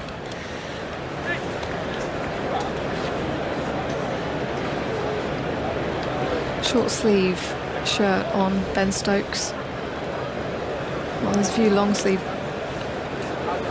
sleeves about. Rory Burns, Joe Root, Ollie Pope as Stokes bowls this time to Brathwaite, who's on the back foot, pushing that to Stuart Broad out at deep mid wicket, comes through for the 1, and will settle for the one. That brought up the 50 partnership in just 11 overs and 2 balls, a third successive 50 partnership for West Indies. The last time they had 50 partnerships for the second, third and fourth wickets against England was in Antigua in 2004, which I think was the game that Brian Lara made 400 in. I just wanted to go into the next game. I know we've still got a lot of play in this test match, but if it continues like this of what we've seen, I just wonder if England will think about 2 spinners. Jack Leach to partner Dom Bess. I'm sure the West Indies will be tempted to bring in Raheem Cornwall, the all-round off-spinner. Well, he's getting another over here, Dom Bess. West Indies 173 for 3, trailing by 296. 270 they require to avoid the follow-on. Brathwaite on 63, Brooks on 32 as Bess is coming in now to Brathwaite, who drives to cover, no run. It's got a slip and a short leg. That man at leg slip has come out as Bess spins himself a catch.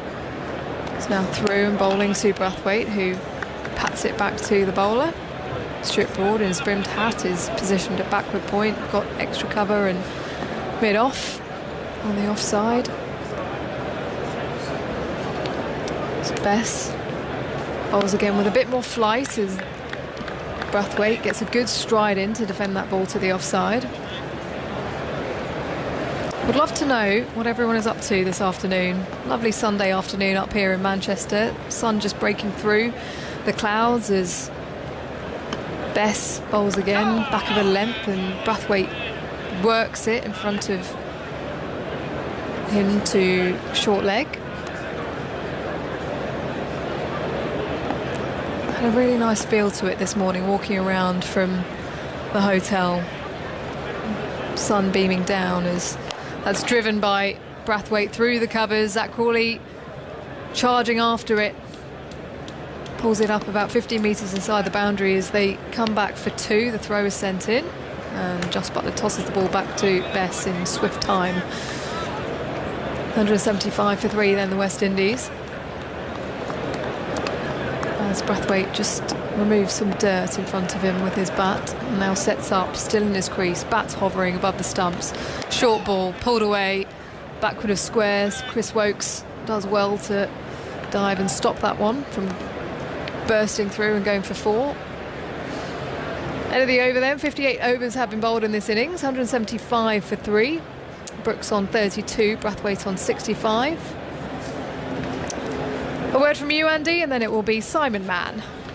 Craig Brathwaite's performances in England, opening the batting in England has been one of the toughest assignments for visiting players in cricket around the world recently for the last 5 or 6 years. Brathwaite has a superb record in England. So there's his 5th match as opener in England. He scored over 400 runs at an average of just under 52, and that's the best average for an opener in England, counting players who've opened in at least 4 tests in England since Herschel Gibbs, who opened in 5 tests for South Africa in 2003. 20 other openers have qualified for that sample. Yeah, he's playing really well. Short from Stokes, new over to Shamar Brooks, who ducks underneath it. England with this leg theory attack against Brooks with a short leg in, the leg slip, 2 men in the deep forward square leg and a deep mid wicket and the fine leg as well. So 5-4 onside field, just looking to take Brooks out of his comfort zone. So Graham Smith of South Africa averaged 67, also played in that same time. So in fact, Brathwaite's basically players who've played since then. Only Graham Smith has had a better record currently. There's Brooks at the moment. Stokes bowls another short ball, and Brooks ducks underneath it, and it goes through to Buttler. 176 for 3. West Indies have lost 1 wicket since lunch, but they've scored freely, and they are closing in on that follow-on target. They only need another 94 runs to prevent being asked to follow on. Yeah, Tuffers is here. Yeah, afternoon everyone. England have got to make something happen, haven't they? And they're trying to do it with Stokes coming around the wicket, bowling short. He's a fine third man as well. Stokes bowls to Brooks very short. Brooks is underneath that and allows it to go through to Butler, just look at the umpire. I'm sure he signalled one for the over there. Didn't see the signal. Might have been done discreetly. Yeah, time's running out, isn't it, a bit for England? Runs are going to be the key, and Braithwaite's playing a very good hand. I was just watching Andy there giving his stats. He reminded me of something like a bookmaker at Epsom Derby. The old tic-tac man. Stokes bowls to Brooks, on the hip of Brooks, nudges that away down to leg slip. Root dives and stops it to his right-hand side. 176. I know exactly what you mean, yeah. Well, you do all sorts of things in your life, don't you? Stand-up comic, you got your podcast, scoring, all your stats, and perhaps bookmaker. They still When it gets have going, tic-tac, man, do they? They still have the old tic-tac at the races, or is it all digital now? Probably all digital phones, isn't it? Because they used to give the bets by sort of like... touching their head, Semaphore. touching their shoulder. I haven't been racing for a while. Here's Stokes bowling. Oh, that's a good delivery. It discomforts Brooks, who I don't quite know what he played it with in the end. It might have been his glove or his body. He managed to drop it into the offside. Sort of let it hit him, I think. Got himself in an awkward position and then... Yeah, it was glove, actually, yeah. It did come off the glove. It could have gone in. Yeah, well, that's it. Fortunately for him, it went down. Yeah. Punched it down. Braithwaite comes down the pitch to have a chat to him, trying to reassure him. Come on, let's ride this out. He can't do this forever. No. Stokes is in his 5th over. No wicket for 13. Stokes past the umpire now. Round the wicket, bowls to Brooks. Brooks nudges that into the onside. Stokes has to chase after it himself. Although he leaves it in the end to Broad coming in from deep mid-wicket. And they're through for a single. Brooks on to 33. It's going very nicely so far. Yeah, well, this is where our cunning plan yesterday, Simon, was sort of like perhaps to get a few more runs for England, you know. It was kind of when the follow-on is achieved, which looking like it will be, the game's a bit gone, isn't it? The game's died a bit. Stokes bowls down the leg side to Braithwaite. Short, and Braithwaite skips across to avoid it, and it's through to Butler. Well, that partnership between Broad and Best was going really well. They were just scoring freely. I know you can understand, captains always want to get a fielding side into bat before the close of play, but sometimes you just wonder, those runs they're just freely available. Get as many as you possibly can, and then he got one on the whatever night it was now, Friday night. That's right. So I don't know. Another extra 100 runs. All of a sudden, it's still looking, a little bit further away. He could play a sort of longer game. Yeah. 177 for 3. There was a no ball from the first ball of the last over, and Cricinfo text commentary suggesting it was having too many men behind square on the leg side. Oh, schoolboys. So that with Best bowling? No, from Stokes. Stokes, right, okay. Schoolboy. Best bowls. Brooks defends. A straight ball on off stump. Butler comes behind the stumps to pick up. He bowled a bit quick for me. It's Best a little bit too quick on a pitch that's bouncing. Perhaps get it up from the hand a bit more, a little slower. In he goes now and bowls. And Brooks plays defensively. It's all very fashionable now for spinners to jam it into the dirt and really bowl quickly, but there's still something to be said for a bit of flight and guile, and a little bit of tossing it up there, and then that does get the bounce, which can create chances. He got rid of the leg slip now. Yeah. Best bowls to Brooks. Brooks is forward, bat and pad close together, stunning it. Picked up by Pope at short leg. There's a man back now on the deep backward point boundary for Best. We saw this last week in Southampton. Pushing for wickets. Best to Brooks. Brooks is defensively again to a straight ball. Seems to be slightly hurried by that one on 2 minds. Stokes comes behind the stumps to pick up, and there is no run. It just doesn't seem to be any sort of kick. No. Kick off the pitch. It's all a bit sort of flat and a bit quick. Best moves away from us into bowl. Better. Sorry. Brooks defends that as well. He's in block mode in this over against Best. Best bowling straight or around about off stump. Brooks prepared to keep him out by this time. There's a long on in, deep mid wicket.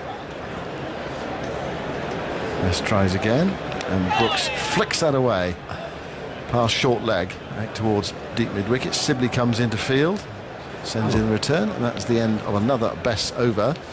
He was interested there. I think he thought he got through. It was quite a loose, flicky drive from Brooks, but anyway, he got enough bat on it. Best 15 overs, 1 for 44. West Indies 178 for 3. Something from Crickviz here. They've just put on their Twitter account. They Drinks coming onto the field. You've got plenty of time. Monitor the lengths of bowlers. Here he goes. He's doing the old tic-tacs. It's radio. I can do what I want. I'll even wear trousers some days. Roston Chase hit a good length, according to the Crickviz data, with 45% of his deliveries in West Indies bowling innings. Don Bess has managed just 29% so far in what they define as a good length for a spinner. He's only bowled 29% of his deliveries on a good attacking length. Yeah, that's well, that's not good enough. And then Chase was what, 45%? Yep. Well, you felt early, didn't you? He's by too full, too short. Yeah, that's right. No, I agree. Something to be worked on. That's for sure. You've got to be looking to bowl with your best, most threatening delivery, more than 1 in 3. If that's right. Yeah. So England only take the 2 wickets today. One of them was the night watchman, Alzari Joseph, who entertained us for 32. And Shea Hope was caught by Butler off Curran, who's taken 2 of the 3 wickets to fall. I didn't write down Shea Hope's score, Andy. 25 from 71 balls. Here's a little thought for you. We were talking about him. It might be better off being slower. In sport, when is it best to be slow? Well, let's think about that for a while. Okay. I'll think about it for a few minutes. Yeah. You always think about doing things quickly. Well, of course, yes. No point in being a slow runner, is there? Move the ball quickly if you're playing rugby. Move the ball quickly if you're playing football. Chess? No, because you can get into time trouble if you play too slowly. You play on the clock. Sitting on a 1-0 lead in a football match. Slowing it down, perhaps. Well done. Yes, well done. But that's that's time wasting, isn't it? Not the spirit of the game. Well, we can put that out there. People can email. When's it good to be slow in sport? Today at the Test, 7 o'clock tonight. Highlights. Now we're aware that Manchester United against Chelsea FA Cup semi-finals on BBC One at the same time. So there may be a conflict of interest there, but if you're planning to watch the football, don't worry, you can catch up with the cricket highlights on the BBC iPlayer. You can at your leisure. Go on, Arsenal. Sorry, that just came out. Played well yesterday. Are you a good watcher? No, terrible. I noticed at one point when the game was on, you sort of disappeared. Well, and then you came back again while the game was on. And it happens quite regularly when I'm watching football. Is when I actually leave the room is the time we score. You know what I mean? So I've started to actually try and sort of use that to our advantage, If I don't watch it, we do all right. If I watch it, we always do rubbish. Who do you want in the final? All comers, don't care. We'll take anyone on. 178 for 3. Play is resuming after the drinks break. Stokes in to bowl short outside the off stump. Brooks drops the gloves and lets it go through. I mean, it's awkward, isn't it? It's awkward in this position, isn't it? What do you do? You kind of go through the book of tactics, don't you? Shall we have a nose and toes session? Shall we go bumpers? Shall we just hang it outside off stump? Difficult on a flat pitch to really force the game when you're running out of runs for the follow-on, isn't it? So West Indies 178 for 3. They need a further 92 runs to avoid being asked to follow on. Stokes goes in and bowls down the leg side, tries to whip it away there, Brooks. One of those where you could easily flick the glove on the way through. Didn't, missed everything. And taken by Butler. Stokes still bowling with this imaginative field with a leg slip, a short leg, the deep forward square leg. There's a fine third man, almost like a fly third man really. If he was to take on the uppercut and slightly miscue it, if he got hold of it, the uppercut, it would go to Crawley's right, and there's a fine leg in as well. So an unusual field. Stokes looking to make something happen, bowls and it's forced away, but straight to Sibley at backward point, and there is no run. Aggers would know this. Yeah. Diane Goodyear on Sports where it's good to be slow. Diane says dressage. That's right. Yeah. Beautiful, isn't it? Those horses, wonderful. Diagonals and going. It's all like that, isn't it, Thomas? It could be sort of like that. Sorry, someone was just mimicking a horse doing dressage. Looked more like a bunny rabbit. really. But yes, that's right. Very deliberate, isn't it? Stokes bowls, and Brooks is up on his toes, dropping the ball onto the pitch. And there is no run. Pope runs across from short leg to pick up. West Indies perspective here, great opportunity, fantastic opportunity the next day and a half to just bat. Retain the Wisden Trophy. Yeah, what an effort that is after winning it over there as well. Yeah. You know, I mean, a real building block in their future. I don't know where they're going about Test cricket. England needs 17 wickets in a day and a half. Oof, good luck. Here's Stokes, but a very short delivery. Brooks is underneath that. Here's another one. Bushell suggests snooker. Soft, slow shots required in various situations to control the cue ball. Yeah. That's right. Bit of safety play. Yeah. Yeah, it's a good one. Those ones where the ball just drops into the pocket as well. Yeah, that's right. Golf on one of those Augusta greens where you've just got to touch it slowly and off it goes. Yeah. Stokes bowls. Nicely played by Brooks. Right in behind that, watching it carefully, playing it into the onside, and there's no run. Simon Wellingborough, the backswing of a golf club. Yeah, controlled. It's got to be controlled, but not necessarily slow. Yeah. Anyway, that's what you're urging Best to do. Just perhaps, yes, to be a bit. It's a bit rushed. I mean, he's got good explosion and good sort of energy on that delivery, good pivot, but sometimes you just got to hold yourself in that coil a little bit and sort of get tall on that front foot and get up on your toe and just stand a bit taller and just pop it up, just bowl a little bit slow, and then when it comes down it bounces and kicks at the batsman. Everything's a bit sort of flat and a bit skiddy, if you know what I'm trying to say. I know exactly what you're trying to say. Yeah. 178 for 3, right? Best is going to continue his 16th over. Like that. Balls to Brathwaite, and Brathwaite clip drives it into the onside. Diving save from Burns at mid-wicket, and there's no run. Oh, it's about the best. It's a great one. Yeah, Davey in Derbyshire. Good to be slow in sport. In a moment after this ball from Bess, he moves into bowls to Shamar Brooks, and Brooks turns it away towards backward square leg, and there's no run. In track cycling, especially in the sprints, quite often it's advantageous to be very slow in the beginning of a sprint to try and force your opponent to go early or even overtake you, and you get the advantage towards the end. That's right. This guy everyone thinking, excellent. Here is Best. That's the delivery we need. It was full enough to draw him into the defensive shot. It turned a bit and it went quickly away on the onside, but unfortunately for Bess, it dropped short of the short leg fielder Pope. That's more like it there. Yeah, it is. Better pace, better flight. Best bowls, and that's a bit too short, I'm afraid, and it's whipped away by Brathwaite towards deep backward square leg. Sibley's chasing round, knocks it back inside the rope, very well fielded, gets to his feet and sends in the return, and they're back for 3 runs. Yes, that trackside, that's when on the old velodrome, they're right at the top, aren't they? They're almost going nowhere, just sort of, I don't know how they do it, because they haven't got brakes, but they almost stock still, aren't they? Just waiting for someone to make the commitment, and off they go. Good idea. Good one there. 3 runs to the total, 181 for 3. Here is Bess. Moves in now and bowls to Brooks, and Brooks drives, guiding it with an open face into the offside. Broad trots in from deep backward point to pick up and send in the return. One more, 182 for 3. Al Portman tennis, taking the pace off the ball to float a drop shot. That was my shot. Perhaps with a slice.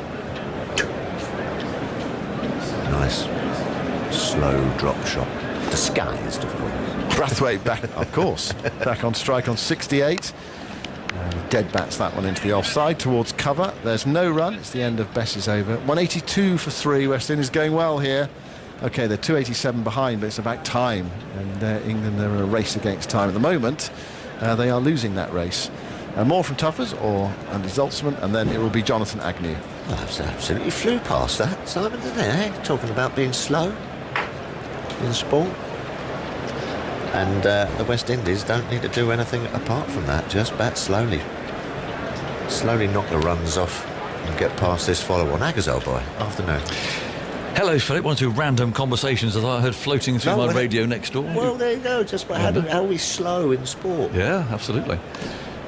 Stokes round the wicket, comes in, bowls, short ball. He's really trying to get Brooks to be tempted here, but so far Brooks has resisted. 35 not out from 64 balls. Because we were just saying that we think Don Best perhaps should be a little bit more flighty and a bit slower instead of sort of jamming it into the pitch. To take a bit of pace off. You don't have to always be, you know, I think spinners nowadays always sort of just like, you know, slamming it in against spin and everything. Sometimes you've got to toss, you know. Flight and guile. Bit of flight and guile. Bit of Bish and Beddy. Oh, well, it wasn't he the best. Yeah. You'd probably know more about that than me. 182 for 3. I never faced him. Oh, did you? Stokes round the wicket, bowls, and again it's short, but Brooks this time plays it, standing up on his toes and turning the ball to short leg. No, I never played against Bish and Bailey, but I commentated with Bish and Bailey. No. Always liked his afternoon nap, old Bish. Well, yes, spinners do. Yeah, so we'd be working at the Wankhede Stadium, and at the back of it were some dormitories. I think for sort of young players to come and stay, you know, in Mumbai, and their practice. So Bish was, you know, portly, and he liked his lunch, and he would enjoy that. Then you give him one stint after lunch. Here's Stokes, and bouncer down the leg side, and then after a couple of hours, you had to be sent to go and find him, and he'd be laid out splendidly with a turban and so on, beautiful bright coloured turban, laid out on the mattress there.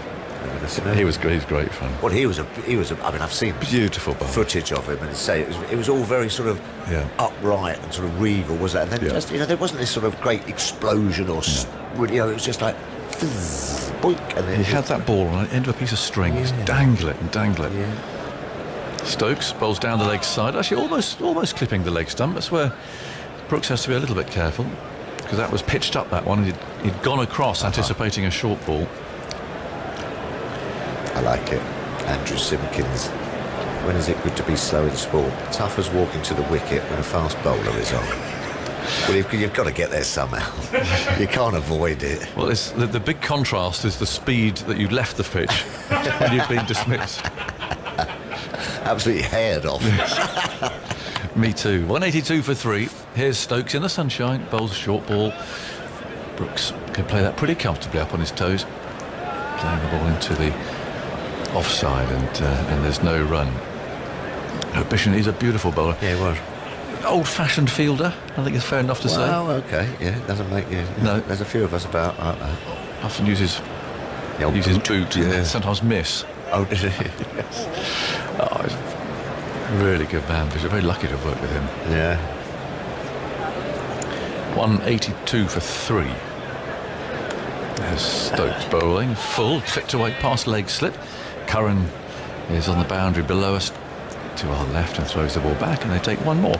183 for 3. I remember on Monty Panasa's first tour of India, his parents came. Yes. And we were playing a test match up at Chandigarh way. Yes. Mohali. That's right. And Bish was working with us. And I remember him taking Mr. and Mrs. Panasar to one side and talking. They were thrilled, of course, because they were one of the absolute heroes. But he sat them down and Chandigarh, is that with the old Himalayas? You see the Himalayas from the ground? Yes, the Shivalik View. That's right. Hotel. It's always a bit chilly there. It is. Yeah. Yeah. We often go there, actually. Yeah.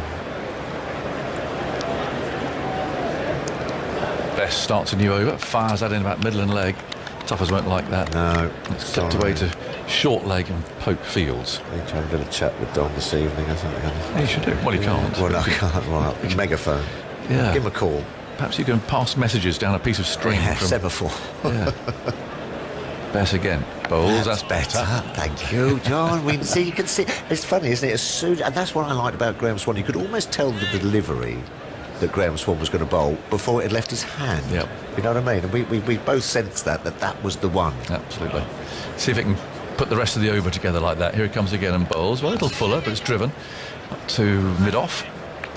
So they'll take a catch there, roots the fielder. 184. Only a youngster, though, isn't he? Oh, yeah. He's got plenty of time. He's got a nice, sort of feisty, competitive attitude like that. That's what I like. Takes a long time to get the craft, you see. It's embedded in the body. Yeah. Yes. It doesn't come naturally. 2 men round the bat as he moves in and bowls and brings Brathwaite forward. He's on 68 from 155 balls now. And the immediate target is 270 for West Indies. That doesn't mean to say they're home and dry, but it rules out the most likely avenue of a possible England win. Bess again, a little shorter this time. And, turned into the leg side. A little hurried perhaps, Brathwaite there. Yeah, but it's oi, or well bowled, hands on head. It's going down leg side. It's slightly short all the time in the world, just to rock back and knock it on the floor. Yeah. Breeze pulling up the flags above the pavilion. Press again bowls, and that's driven. Has he got the gap? He has. So he's played that well, absolutely threading it past Cover's right hand and mid-off's left. It's a beautiful shot. It was tossed up and it was very full, but even so, to absolutely know where those two fielders were positioned and hitting it absolutely. We had totally bisected the gap. 72 to Brathwaite, Brooks 37, 188 for 3. It's on the subject of left-arm spinners and the way the game has changed since DRS came in. Bish and Betty, 266 test wickets, just 16 LBWs. Really? Monty Panesar, 42 LBWs out of 167 test wickets. Rangana Herath, another kind of wily left armour, 108 LBWs from 433. So those two modern bowlers in the DRS era, about a quarter of their wickets in LBWs. Phil, do you know how many LBWs you had? I would probably under double figures. 9. 9. Correct. 9 out of 121, so about 7%. Stokes from round the wicket, bowls short again, cut hard. Civil it backward point. 7% of Tuffers' wickets, 6% of Bish and Betty's, and a quarter of left-arm spinners in the DRS. And then that then translates to perhaps moving on in the game. That was the crucial partnership. And then the bloke went on and got 180. You know what I mean? Adam Stone dead on 7. Yeah. Usually what sweeps. What is the sort of half cock? No, that little half. If you cock defensive shot, just ran on. Yeah. Oh. Stokes round the wicket. Anyway, and there's a short ball. Get over it, Phil. Yeah, no, move on. It's taken by Butler. Yeah. But anyone who was watching cricket in the 70s, remember Bish? Yeah. Beautiful coloured turbans, bright colours. Magical. Northamptonshire, wasn't it? Oh yes. Yeah. Just roll it out and toss it up and toss it up. I can always remember him saying it in a very sort of like light blue, very bright light blue. Yellows, Yeah, green. Yeah. And if you got hit for 6, you just smile and you just do the same thing again, but just dangle it ever so slightly shorter. There's a nice stroke off the back foot. Runs here for Brooks again. He's very strong through the offside, and that's going to be 4 runs, I think. 2 fielders in pursuit. Neither of them can get there. And Brooks goes to 41. 192 for 3. That was very well played indeed. 277 behind. Yeah. He didn't enjoy batting much, Bish. What was the game in the West Indies where it was a famous game? Oh, they all got put in hospital. They're about 7 down. I think Bish was the last man. They're all in hospital with broken fingers. Yes. And I think they're all waiting, looking, and a white towel is lobbed over the boundary edge, and that was it. Really? Yeah. He wouldn't go out. Didn't fancy He it. declared. Oh. And absolutely sure that's right. I mean, it might be one of those stories. It gets a bit ridiculous. It goes Stokes and bowls down the leg side. Little flag. No run, but he thought there's no point. Got 2.5 days to. Just lobbed it over the boundary edge. Oh, I don't know. The same thing as Hungry Walsh the other day. What I hadn't realised, I heard from an old friend of mine, Hungry Walsh, when he got those. Well, when he got those wickets and the number 11 threw the towel in at the Nomads that day, it actually denied him all 10. He'd taken the first 9 wickets, and number 11 tossed the towel over. Hungry Walsh. We always used to face him in the warm-up games. Terrifying. Yeah. It was terrifying. Yeah. Stokes round the wicket, bowls, pushed away down to mid-on where Broadfields. The Dentist was the other one, wasn't he? The Dentist. Yes, that's right, the Dentist. That game was in April 1976 in Sabina Park, Jamaica. The 4th test of the series. West Indies ended up winning by 10 wickets, but the scorecard's extraordinary. India batted first, 306 for 6, declared 2 players retired hurt, Gaikwad and Patel. West Indies then made 391 all out. Touch Stokes. Short leg's gone back a little bit there, crouching still with a helmet on. That's a good short ball, catch it, somebody shouts, but actually I think it came off forearm rather than glove. Stokes trying to get that catch in the leg side. 192 for 3, so 277 behind. India's second innings, 97 all out. but only 6 players batted. Gavaskar out for 2, Vengsarkar, Mahinda Ramanath, Madan Lal, Venkat and Syed Kirmani, the wicketkeeper, and then Gaikwad, Viswanath, Patel, Bedi and Chandrasekhar all listed as absent hurt. Absent hurt, but I think you'll find that Bedi and Chandrasekhar were fully fit. He called them in. Bedi was captain, was he? Was Bedi captain? Was Gavaskar He was. captain? No, Bedi was. It was Bedi, yes. He made the decision down there. I'm sorry, lads, I'm not going out. Oh, well, I could kind of agree. If Sonny's getting out for 2, Yeah. and all these guys, Michael- 8, 9, 10 Jack didn't fancy strolling out. That's a great thing for a captain to be able to do, though, isn't it? Who was the Dan? bowler? What was the Well, Windies bowling? Michael Holding, who's here for, Oh, well, for there you Sky. go, Maybe we yeah. can ask him about that Yeah. game during the T-Interval. Had Croft. 7 wickets in the match. Wayne Daniel, Bernard Julian and Van Holder. There's a couple of quicks there. Yeah. Julian and Holder were fast medium. Yeah, sort of pitched it up and Yeah. swung a bit. Obviously, the other 2 had done it. I think they did the damage, probably. Oh, dear old Bish. 192 for 3. A change of bowling. Chris Wokes is entering the attack from this end. So change of ends for him. Bowl into the breeze, which is quite stiff. So we'll see how he gets on. There's 2 slips. England desperate for wickets now. So that it doesn't mean that it's all over if West Indies avoid the follow-on, but the odds are it's a big step in the right direction for the West Indies to retain the Wisden Trophy. Brathwaite's on 72. He's holding the innings together, and Wokes kicking up his heels, moves in and bowls, and one that hits the shoulder of the bat as Brathwaite comes forward. In email from Claude, I haven't got your surname, Claude, but never mind. Hello, chaps. Firstly, thank goodness TMS and cricket is back. I'm here in sunny Cornwall, gently gardening, while my poor wife Bobby is laid up in the house with knee cartilage damage. Oh, dear. But I can periodically hear her chuckling to the banter. Please will you wish her a speedy recovery? Of course, Claude. And poor old Bobby, get well soon, hey? Here's Wokes, and it's a thickish edge. Again, he plays slightly across the line there. And fielded at a point. Might be a torn meniscus.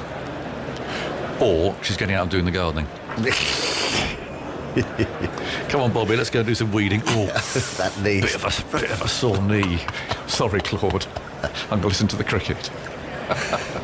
That sounds more like it to me. get Well done, Bobby. Get well soon, Bobby. Yeah.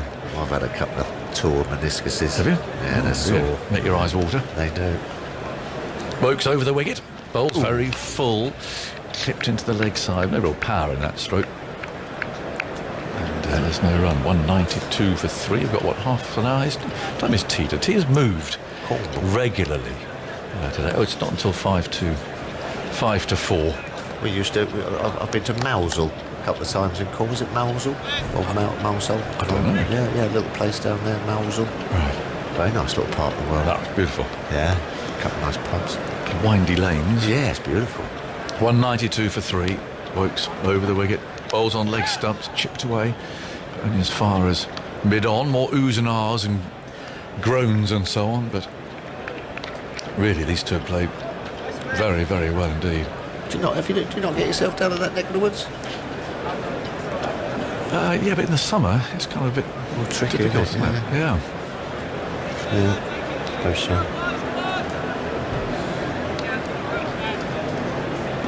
192 for 3.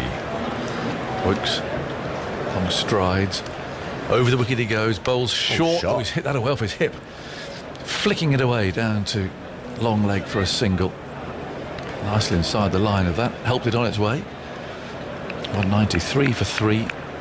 So the West Indies 276 runs behind. 77 to avoid the follow-on. Moving pretty comfortably in that direction at the moment. England did something, try and spark some sort of collapse, some sort of panic in the West Indies dressing room. I'm not sure who's going to do it, to be honest. Wokes over the wicket. Bowls. It's played by Brooks into the offside. And there's no run. End of the over. 193 for 3. The new ball due in 14 overs. And I just wonder, looking at the attack, Alistair Cook's come in now. When Archer was withdrawn from the game, there must have been an argument with them saying, well, look, we need some pace. Ollie Stone, or I don't know, or even Mark Wood. I know he played in the last Test match, but it's left a bit of a samey attack, hasn't it? Afternoon, Aggers. Yeah, it has. Certainly, we're seeing why they're desperate for pace. Why they're trying to get some pace in the side, because when it does become flat, like this wicket is flat, you can see what pace can do. You have more options. Doesn't guarantee you're going to get 5 for every time, but just gives the captain something different to do. Stokes resumes the short pitched attack, and that's pulled away out to deep square leg for a single. I mean, Stokes does this role sometimes, but it's only sort of mid-80s. Yeah, and there's a big difference, isn't there, between an 85 mile an hour bouncer and a 90 mile an hour bouncer. And Ben Stokes is just running here. He hasn't bowled at all, and then suddenly he's in an 8 overs. Is this his 8 over spell? It's ninth over. No other and you can hear him talking to the batsman saying, I'm going to still keep coming, I'm going to still coming. He's just such a wholehearted cricketer. Yeah. But you just feel... Here he comes again round the wicket. Bowls another short ball.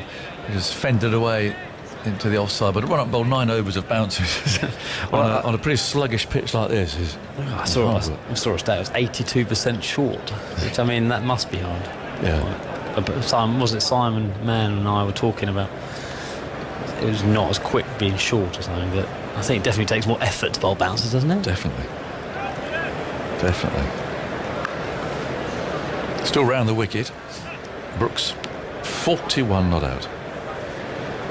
Stokes in the sunshine again with a leg slip and a short leg. Comes up and bowls. That's down the leg side and short. He's got to flick that away. But, no contact made, and Butler's there to gather it. There's one man at slip, but he was within shouting range. That's sort of a socially distanced slip from the wicketkeeper. He's about 2 to 3 metres away. Same on the leg side of the leg slip. Yeah. Slightly further away. Hope lots of people are playing today, by the way. A recreational game. There's been a bit of rain around, but for many of you, perhaps your first cricket of the summer is Stokes. Bowls a bouncer again, and he just dips his head and allows that to go through to the wicketkeeper. 194 for 3. Yeah, played well today, haven't they? Yeah. I like the fact they haven't just tried to defend. I thought they might, the way they bowled quite negatively, and I almost felt that they were bowling for the draw, and I'd hoped that they weren't going to take that into their batting, but they haven't. They've looked to score. They played really well. Stokes again moves in and bowls another bouncer. I think every ball in this over has been in his half. And again, Brooks just bobs underneath it. I mean, at least he's creating a bit more rough around for Dom Bess to aim at. And Brooks really hasn't looked like engaging in this warfare at all. He's ducked out of the way. He's played the odd one off the back foot. Certainly doesn't look ruffled by it. The last ball of the over, 194 for 3. Stokes rushes in, bowls another short ball, which Brooks plays easily enough up on his toes, and that rolls away into the offside. And well, they're certainly blunting this short-pitched attack. So we've got 35 minutes to go until tea. On this 4th day, West Indies 275 runs behind at 194 for 3. And they're going well. Isha arrived with a load of notes, which I took as being a get out of my seat signal. And I said, well, to do one more, which is working hard, Isha. So absolutely fine. So, right. 194 for 3. She's up, down, and all over the place. You set it up perfectly. You just about to hand over to me. I was thinking about what to say. Yeah. And then I think Isha heard it coming as well. 194 for 3. 13 overs to a new ball. And Wokes with his band over his hair, which is really quite swept back underneath it. Moves in now, and he bowls, and that's pushed away. Feeling for it slightly there, Brathwaite. Picks up a single to Broad. Bumble has done one of his Fred Truman impersonation films he likes to do on the subject of fast bowlers wearing headbands. Something to look at. Fred Truman was very happy, was he? I don't Well, you might, I suppose, have seen Dennis Lilly wearing his headband. Because Dennis, in his later years, he'd wear often, well, like a yellow one. He wore one headed in 81, I think he had a... Not canary gold, or whatever they call it. Well, yes, it probably was canary gold, actually. They hate it when you say yellow. Here's Woakes bowling. And back goes Brooks. And Woakes can feel that as he follows through. But, of course, part of Dennis Lilly's was to sweep the hair back and then used to run his forefinger across his forehead and then flick the sweat off like that. It was all part of the act. Look at him. And a big chain, I like those shirts. And Massive chain. Open buttoned shirt. There were those shirts in those days when they had buttons. Yeah, oh yes. Did you have a headband? Ever wore a headband? No, never any particular need for that. 195 for 3. In goes Woakes. Bowls and gets a thick edge. Oh, there's no third man. And the chase for Stokes. Look at that. He's bowled 8 overs, or 9 overs in fact, of bouncers, and he's chased that all the way down to third man, and it's just beaten him by a yard. Well, he is incredibly fit. But again, it just shows the commitment too of Stokes. That was probably always going to go for 4. He's played that really well, because there's a hint of movement from Chris Woakes. Brooks played it with really soft hands, played it late, there's no chance. I mean, I reckon it bounced 2 yards away from the outside edge, down, almost ran it down to third man. Stokes returns, he's jogged all the way back. He'll be puffing a bit now, and he's got 3 balls to suck in some air. Woakes moves in, bowls on the off stump, neatly played by Brooks. I can almost feel Carlos Brathwaite purring. He's clearly big friends with this fellow, and he's urging him on from the old little room. He was a bit quiet this morning, wasn't he, Carlos? Yeah. I think he was a bit worried about the batting. Now he's just starting to strut around the commentary box a little bit more. Just a tad. Oh yes. Well, I've got him watching Fred Truman videos. You set him homework as well as you set me? Absolutely. You've got to watch these people. Yeah, in my day it was Harold Larwood, but you can update yourselves with Fred Truman. 199 for 3. Mid-off has come in close and quite straight. That's Root crouching there. Woakes bowls pretty straight, and Brooks stands up, plays it very easily again into the onside. And there's no run. Deserted Old Trafford. It's every now and then you catch a glimpse of something, usually a steward. And yet they're stewarding nobody. Well, I went for a run around the ground yesterday, and when it got called off, and there were 2 stewards sat under, I don't really know what that dodgy red building is, and they still had to be there until 7 o'clock. Here's Woakes. Oh, it's a lovely ball. That swung and beat the bat. And that was most unexpected. It goes through to the keeper. That, I think, is the Red Rose Suite. Okay. And it used to be the press box. Well, I didn't know the name of it, so I couldn't think. Here's the build-up. 199 for 3. That was a lot quicker this time, Angus. Half an hour to go till tea. Some thoughts from Alistair Cook. And then Ishigua's coming in here.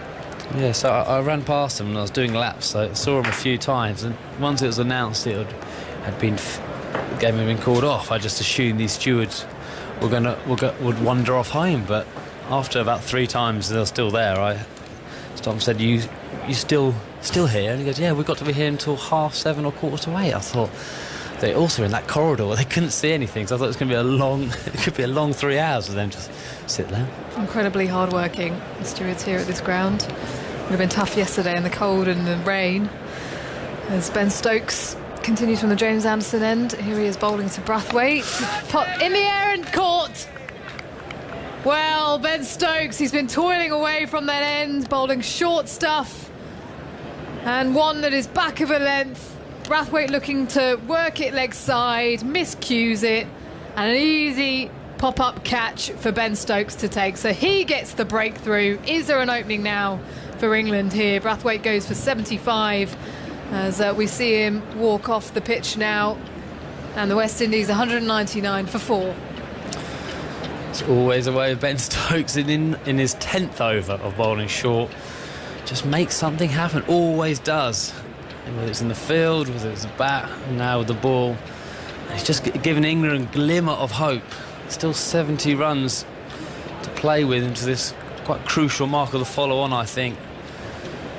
And was an important wicket. Brathwaite played really nicely, really controlled. Probably best I've seen him play for quite a long time. He'll be disappointed to miss out. But he's done a good job for his team, and now can England take advantage? Craig Brathwaite, 75 from 165 balls, 8 fours, a partnership of 76 in 22 and a half overs. Brathwaite's second consecutive first innings half-century of the series, and in 10 tests prior to this series he had not reached 50 and averaged just 12, so a superb return to form. Another big effort here from Ben Stokes. Just looking at that delivery again, you reckon it was cross seam, but it kind of just sort of twirled in his hand almost. It wasn't really an off cutter. No, It's almost like it came out the front of his hand. I think it was just a cross seam, Right. but I don't know if that's what he's been bowling all of them cross seam, because sometimes if you do bowl a cross seam, it might just hit the shiny side and skid on, or just clip a bit of the seam, and it just held the pace back. Just come off the surface slightly differently. I kind of stopped a little bit in Brathwaite, but I haven't seen any close-ups of whether all the other balls have been cross seamers, but it's a vital breakthrough now. And I'd imagine they're going to stay with the same tactic for Chase. He's a very good front foot player, but he can get out to the short ball, so Ben Stokes is still staying around the wicket. Austin Chase just marking out his guard now. Looks like an off stump actually, as we look at it from behind. Ben Stokes at the top of his mark now. He's going to continue around the wicket, averaging 31. Austin Chase, best of 137 against India 4 years ago. Played a couple of important knocks already in this series.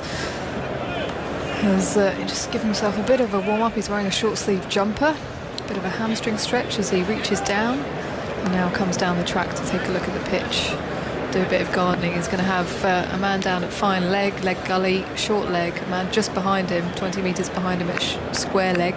Don Best position there, and Stuart Broad at mid-wicket. So here comes Ben Stokes, steaming in now, past the umpire. Bowls to Chase, leaves one outside the off stump, just leans himself back as that goes past his shoulder through to Buttler. Bit more of a breeze here at Old Trafford, blowing from left to right, just brightening up as well. And a huge moment in the game in the context of this series for England. They have to keep picking up wickets. Stokes past the umpire to Chase. This time he looked unsettled as he ducked underneath that one, going through to Buttler. It was almost as if he was looking to go back, and then realised he was moving himself into the line of the ball and had to quickly shift out the way. Well, he swayed the previous ball slightly wider of off stump. This one was over leg stump, so almost on his blind spot of his left shoulder. For a split second he looked like he was going to get a bit of trouble. Yeah. Just got his head out the way. It's a better line for Ben Stokes there. That line over leg stump.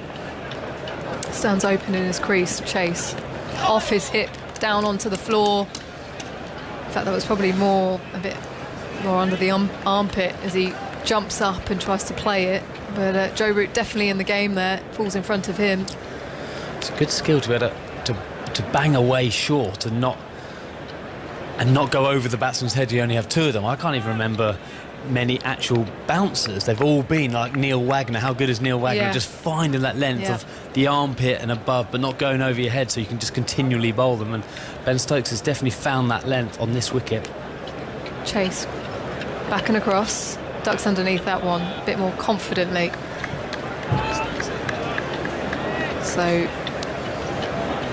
continuous short stuff here from Ben Stokes.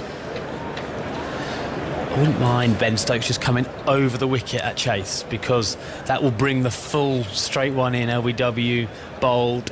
Just when someone's just come to the crease, obviously still trying to get used to the pitch, not seeing the ball as well as Brathwaite would be seeing. Over here, he can't get a guy out LBW really from this line. Stokes bowls short again, Chase on the back foot, guiding it past point to Miss Fields, Dom Sibley. And charging after it. Chase is pushing back for two, and he'll get there comfortably. So he's off the mark. And the West Indies, they go past 200. They're 201 for 4 at the end of the over, trailing by 268. Brooks on 45. He's played brilliantly off 89 deliveries, and Stokes 1 for 22 off his 10 overs.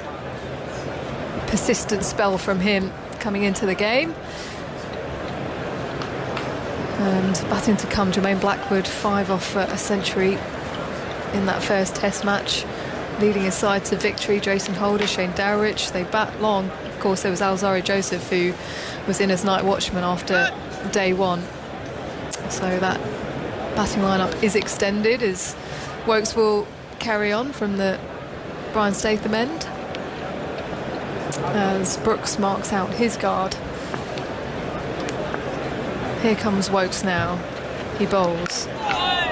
Brooks on the back foot defending solidly. There was that one delivery in the last over that just shaped a little bit for Woakes. I wonder if he can extract that once more into the 70th over here of this innings. Yeah, it's a big 10 overs to the new ball. I don't think England will hesitate to take it. West Indies didn't take it for almost 15 or 16 overs. When they bowled, I think England were desperate for their new ball. It hasn't swung as much for England as it has for the West Indies, with the overhead conditions different. Brooks again comfortably patting that back. So there's Joe Root, who jumps across the pitch. You can tell it's a slow wicket now, with almost a subcontinent style field, with catches in front of the bat. Short extra cover, short mid wicket, short mid off. And then the extra cover in the kind of the gap between short extra cover and mid off. It's definitely a field you'd more like to see in Chennai than you would in Old Trafford. Woakes through and finds the outside edge, but he doesn't get any bat on it. Good bowling from Chris Woakes here. He's bowled 2, I would say, wobble seamers, so they're gone dead straight, and then he's definitely tried to swing this with the seam cantering towards the one slip, and it's beaten the outside edge. Yeah, very good bowling. Mightily close. That was millimetres. As Brooks sets up once more, still in his crease, back and across, and this time gets over to defend it to the offside. It's been a real feature of the West Indies in this series, how much they are covering the off stump. And having spoken to Toby Radford, their former assistant coach, their batting coach, I know that that's something that he's worked incredibly hard with them on, the likes of Jermaine Blackwood, Roston Chase, Craig Brathwaite, making sure they line up on that off stump. As that's cut away backward a point by Brooks, beautifully timed. Just a little bit of width on offer. It was a decent length, but he's just lent into that, Brooks, as that's flown away down to the third man boundary. He picks up 4, goes to 49. Looks very organised, Brooks. Very steady player. Simple technique, not big movements. And every time England stray outside that off stump, with it's Dom Bess, Chris Woakes, Stuart Broad, he punishes him. That's a back cut, hit very hard, and used the pace of the ball. He looks very well organised. Yeah, composed at the crease. He's still at the moment, then comes across, and this one goes past Jos Buttler, diving to his left down to the fine leg boundary. So has he got bat on it? No, I don't think so. No. Slightly straighter on that occasion, Woakes. That score now goes to 209 for 4. 70 overs have been bowled in this innings. Yeah, off the thigh pad as we look at the replay. And that run rate for the West Indies is pretty decent. Yeah, they've scored quickly today. You know, England struggled in that first 130 odd overs really to get the scoring rate up close to 3. My maths isn't quite good enough to do it straight away, but they are scoring slightly quicker than England, I would say. Yeah. England at 70 overs were 180 for 3, so they're 29 runs ahead.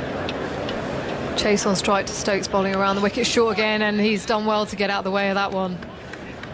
He was jumping up, but then again evading the ball, leaning his head back as it goes past his nose. Played it well. Keeping it, drop your hands. He's just dropped him nicely. Design the ball. It's Matrix style. He leant back, slow motion. As Stokes turns at the top of his mark. Here he comes again, running towards us in the bright sunshine, past the umpire. Chase this time on his toes, defending back down the pitch. It's right on top of that one. Found someone coming out of those porter cabins this morning. You know those ones outside yeah, our hotel, yeah. which we've spoken about the... So we're actually staying in there? Yeah, staying in Oh, there. right. So outside our hotel, there's some porter cabins with beds in, which they don't look like there's that much space in them. We've walked past. I wondered who's got the short straw. I was half hoping his Aggers would be in one of them, but he wouldn't fit in one of them, would he? Stokes bowls, Chase ducks underneath one. Yeah, well, he demands a suite, doesn't he? He certainly won't be in a porter Penthouse cabin. suite. Yeah, there's just a bed, I think, and then I saw a chef popping out. So I said how was your night in there? And he said they're not the most comfy thing I've ever slept in. And he said you can only lie on your bed or go to the toilet. There's nothing else in between. So I said I'd mention him on air. So we thanked him for the food he was cooking. We were grateful for it. What was his name? I didn't get that far, I'm sorry. I'll knock on his door on the way home. Come on, Chef. Chef Union is Stokes bowls another short one that Chase safely negotiates. Just ducking underneath it. Yeah, he's looking forward to going home tomorrow night for a double bed to sleep in. Testament to everyone who's worked incredibly hard to get these test matches on, but to all those that are working here at the game. The stewards yesterday, the chefs, the staff who've been just so hospitable, just so lovely. As you walk into the reception, they're all asking you how you are, and incredible services. Stokes bowls again, and Chase pops this one out to the offside, but looked uncomfortable. This was angled at his armpit once more. He squares him up. Doesn't look comfortable at all, Chase. That was definitely cross seam. And just took a little bit out of the surface. Just a little bit of dust popped out where that hit. The surface halfway down. That could have looped anywhere. A slightly quicker pitch. You'd say that would loop to gully or even backward point, but took the shoulder of the bat and probably only landed about 3 yards away from Chase. Stokes again short. This time an easy leave for Chase. Ben Stokes really putting in 11 overs now into this spell. 209 for the West Indies. 9 overs away from the new ball, England. Trailing by 260 the men from the Caribbean. Joshua Dean emails asking... after I asked what everyone was up to. I'm currently in the process of revising for my up-and-coming exams that are due to take place in the next few weeks. Can I just say, listening to TMS day in, day out provides me with nothing but immense happiness and relief during a time that is currently filled with much stress and anxiety. Joshua, it's an absolute pleasure. I'd love to know what you're revising for. Hopefully he is actually revising. He's not going to ruin his exams. As Wokes continues, and Brooks clips that off his hips out to deep backward square, will come back for 2, and that is his 50. 51 he moves to. He's played brilliantly in this innings. He's played with a lot of intent, a lot of courage, and has helped the West Indies to 211 for 4. 101 balls for I got that wrong. 96 balls. Sorry, Cricinfo's thrown me a curveball there. They've slightly got their balls attributed wrong. It's his third score of 50 or more in just 8 Test innings. He made a 50 against India and Jamaica last year and a century against Afghanistan in Lucknow. So a good start to his career. He's had to wait a long time for his opportunity. He was the under-19 West Indies captain, played with the likes of Jason Holder, Shane Dowrich, Craig Brathwaite at age group, and it's taken a long time for him to feature in this West Indies 11, but he's taking his opportunity. 2 50s in a century in 5 matches. You see how Andy straight away blamed someone else when he made a mistake. I mean, he just read it wrong and then he's blaming whatever website it was. It's one of those. Brooks forward in defence to the leg side. Yeah, he could have just said, sorry, I read it wrong. It was on my TV, and I was like, oh, God, he's got that one wrong. And then he was blaming this 3 servers, whatever he looks all his information on. Oh, dear. Never trust the internet. That's what I've learned from that. Cookie, we were getting summaries from your mum yesterday. What was her summary at the end of yesterday's? Wokes bowls, Brooks on the back foot, punches out to deep point as Bess turns and throws. They'll come back for 2. It's Brooks to 53, 213 for 4. Yeah, no, without much cricket. She just said what she had done. She asked whether Michael Thorne delivered on his food, which obviously everyone's heard that he had. And then just said about the morning. She sent it this morning. The morning weather was a bit miserly in Essex, so she'd hoped it wasn't the same in Old Trafford. So not quite as in-depth today. Without Any advice on your work on air? Not yet. I'm expecting something at some stage. Okay. Down the leg side from Wokes. Probably something to do with my English or my grammar, I'd imagine. Okay. She's quite strong on that. Elizabeth or Stephanie? Yeah, it's a good... Right. Is that her alter ego, Stephanie? I don't know. It's getting to dangerous territory. But yeah, I always at home when on our wall at home, or one of the walls, it was always Stephanie Elizabeth. When I was young, I just thought she was called Stephanie, and then sometimes I'd hear her introduce herself as Elizabeth. It certainly confused me as an 11-year-old. Obviously, she was just mum to me.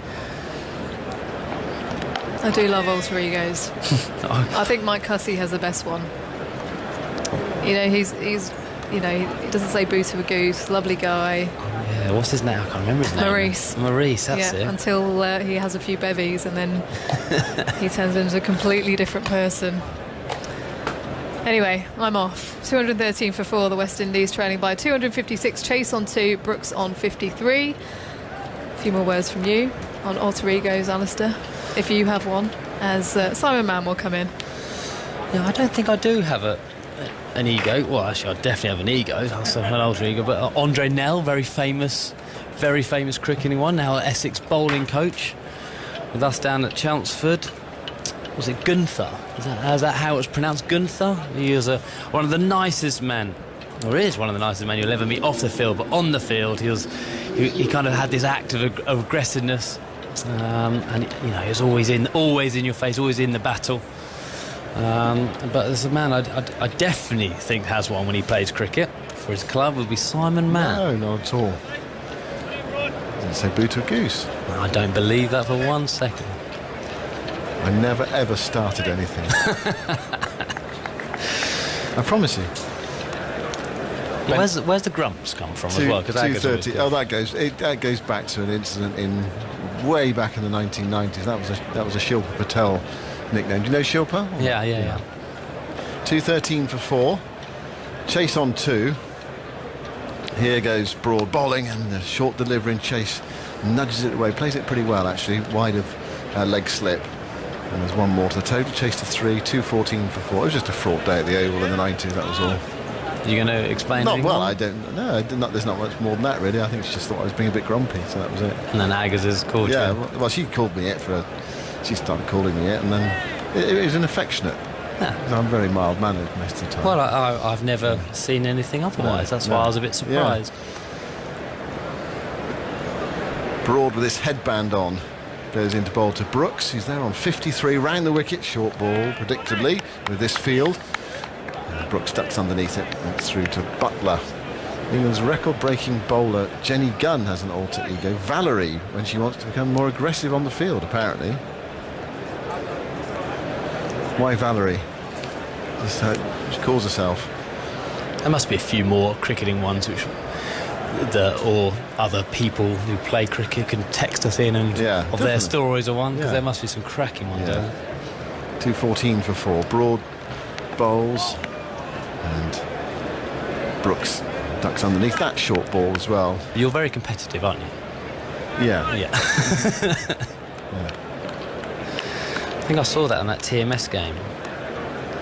Were you out first ball in that TMS game, or am I getting a wrong game here? I think you're getting the wrong game. Okay. Yeah. I I knew that would be too good to be true. I just had someone whispered in my ear, hit the winning runs. Yeah. Broad bowls. I'll let someone else say it. Short down the leg side.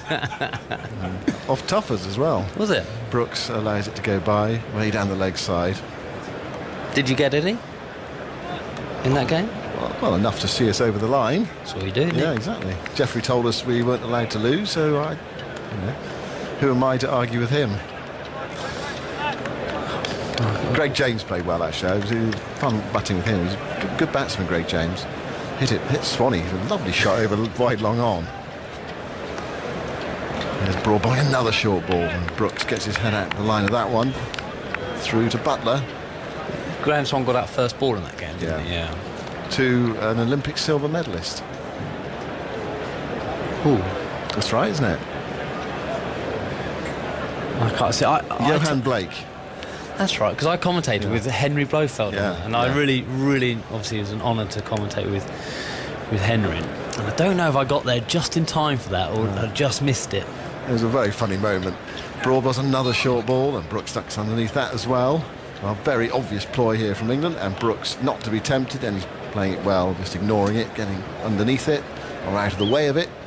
7 overs to the new ball, 10 minutes to go until tea. 214 before the score, West Indies, and 270 their initial target. They're still 255 behind, but 270 gives them a degree of security in the game. Not total security, but a degree of security in the game.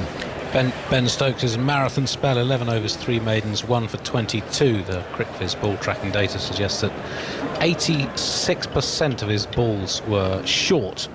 They break it into full, good length and short.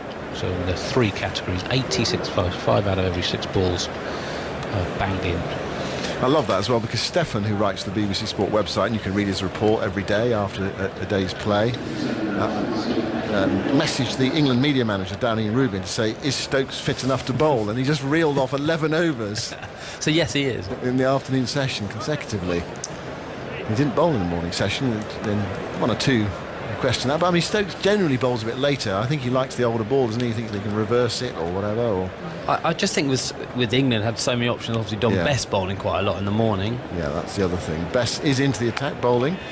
It's turned away by Chase towards mid-wicket, and there's no run. It's been a disappointing day for Don Best so far. Hasn't quite found his length.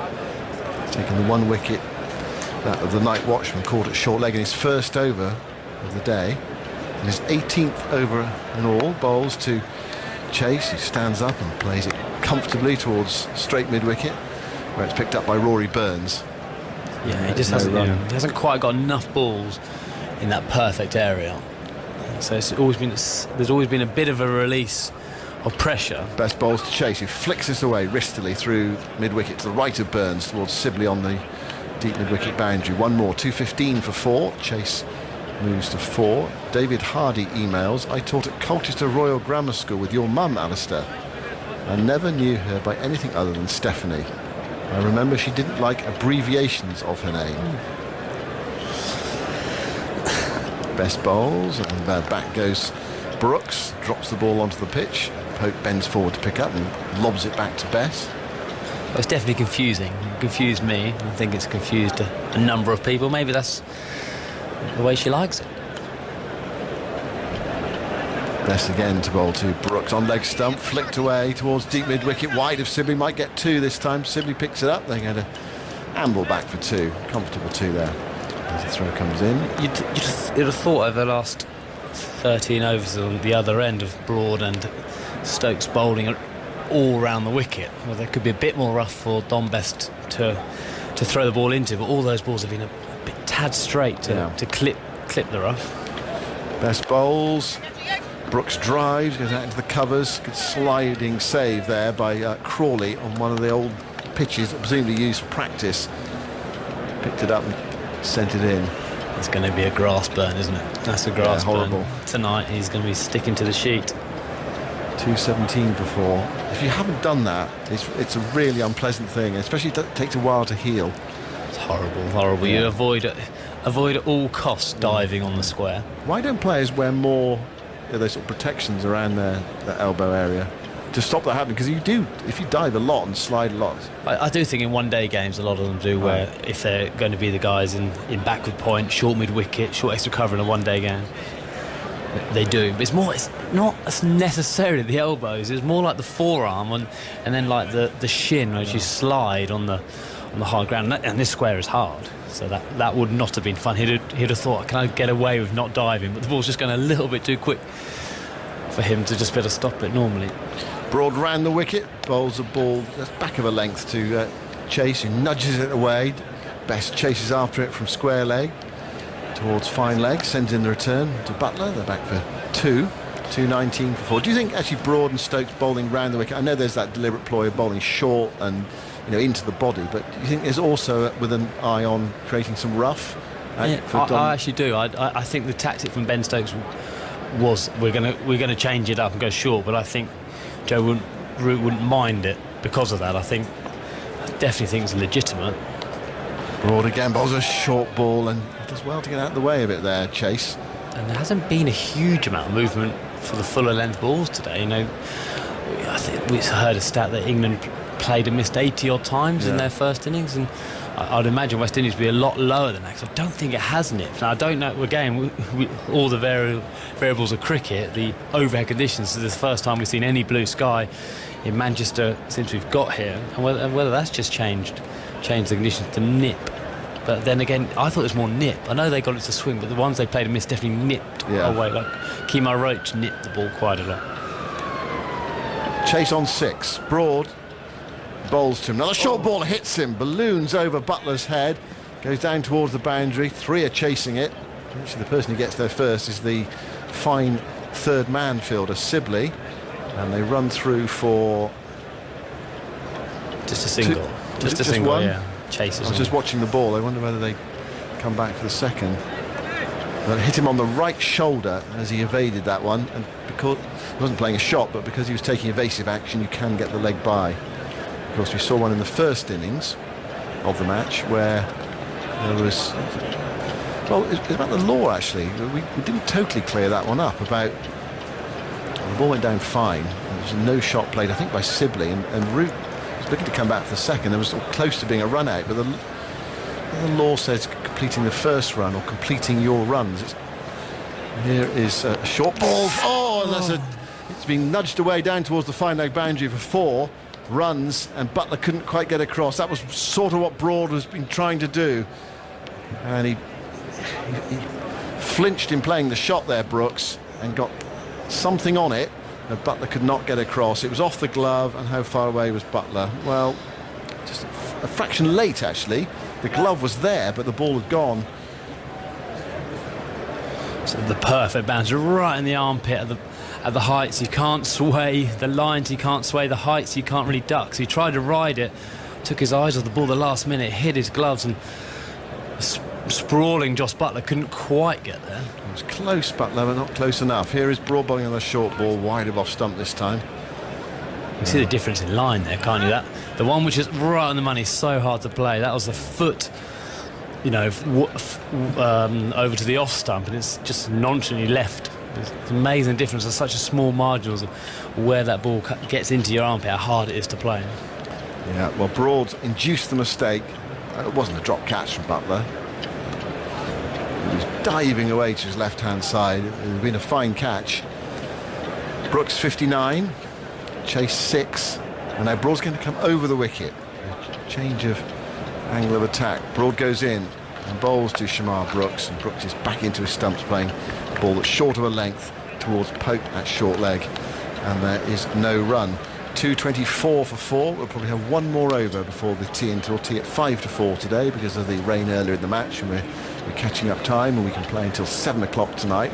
Official close is 6:30, but I'm sure we'll have overs in hand to take us to 7 or close to 7.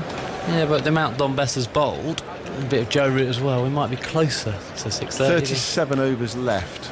2 hours 15 with the new ball. We're gonna have the new balls though, and a drinks break. We're still at 7. It's always 7 or 7:30 or whatever time is the last we can play until. So West Indies now 45. 46. 46 away from saving the follow-on. This is Best then. Into bowl to Chase. Full ball clipped away towards backward square leg, and there's no run. Just say England do, say bowling, West Indies out by the end of today or right early tomorrow morning, would they then risk losing to trying to win, or is it they haven't got enough time to bowl them out? Best bowls. That's hit firmly into the onside towards wide mid on. They're off a quick single. Shy comes into the far end, the striker's end, but batsman easily home. 225 for 4. Well, I think they'd have to have a look at it. I mean, I remember Australia at Lords last summer, where England pushed for victory. They gave themselves about 50 overs to bowl Australia out. Best bowls off the outside edge. Brooks gets a... No, he doesn't get a single. Stokes is after it quickly from first slip down towards short third man. There's no run. Well, there's one game we played Sri Lanka at Cardiff, where we actually carried on batting for Ian Bell to get 100 because it looked like it was a flat wicket, really flat wicket, and we thought that was never gonna be happening. We were down a bowler. Best bowls short, dipped away straight to Wopes at square leg, no run. We were down a bowler. I think Jimmy Anderson might have been injured, so he didn't bowl. But we thought, well, we might as well have. Probably only like 60 overs at them, but we bowled them out in like 25. Yeah, I don't think it was as many as 60 from memory, but here is Best bowling, driven nicely by Brooks to the left of Broad. Broad puts a boot down to stop it. Brooks gets a single, takes him to 60. 226 for 4. I remember carrying on batting because we thought we had no chance of winning. We thought it would be a bit unfair to declare on Ian Bell, and I think he was on about 96 or something. He only went out for until he got his 100, and then I think we bowled him out almost straight away. Yeah. Best pushes that one through. It spins a bit, but it was short. He's able to clip it away, Chase towards deep mid wicket, and they walk through for a single. And West Indies just picking Bess off in that over, and that is tea. 4 overs to the new ball. 227 for 4. Another good session for West Indies, in which they scored over 100 runs and lost only 2 wickets, and that follow-on target has been dramatically reduced, and that is their first target. 109 for 2 in 33 overs. That's a good job done by West Indies. I reckon from memory in that game you might have started bowling about 3:30 on the final day, but bowled them out well inside the distance. I think there might be some rain around as well on that final day. Well, I don't think we started on time, and we definitely lost a couple of days in the game. Oh, that's right. We got sure you got this one right? We got results. Yes. England were 491 for 5 at lunch on the final day. Ian Bell 98, and then there was further rain, so then declared at 496 for 5, and Sri Lanka 82 all out in 24.4 overs. And at tea on the final day, they were 33 for 2 from 12, so they lost their last 8 wickets in just 12 overs and 4 balls. Yeah. Chris Tremlett 4 for 40, Graham Swan 4 for 16, a couple of wickets for Stuart Broad. So the point is, England might, they'll have to try to do something on the final day if they were had any sniff of a victory, even if it was just go at West Indies for 45, 50 overs or something like that. Well, I think they'll definitely take 50 overs, wouldn't you? But it's a long shot, and it is a long shot. Yeah. You know, the West Indies have played so well that this to get the lead down to the follow-on. Jonathan's coming in, Alice. Keep going, but I'll let Jonathan come in. Yeah. Thanks for letting me keep going, Simon. They've played so well for 45. You know, today I didn't think they'd be score as quickly as this today, so that they have this luxury of the runs. The runs has been a bonus for them. They'd have definitely taken 4 wickets at tea, but I thought they'd have been a few runs behind that. But credit to West Indies, they played really well.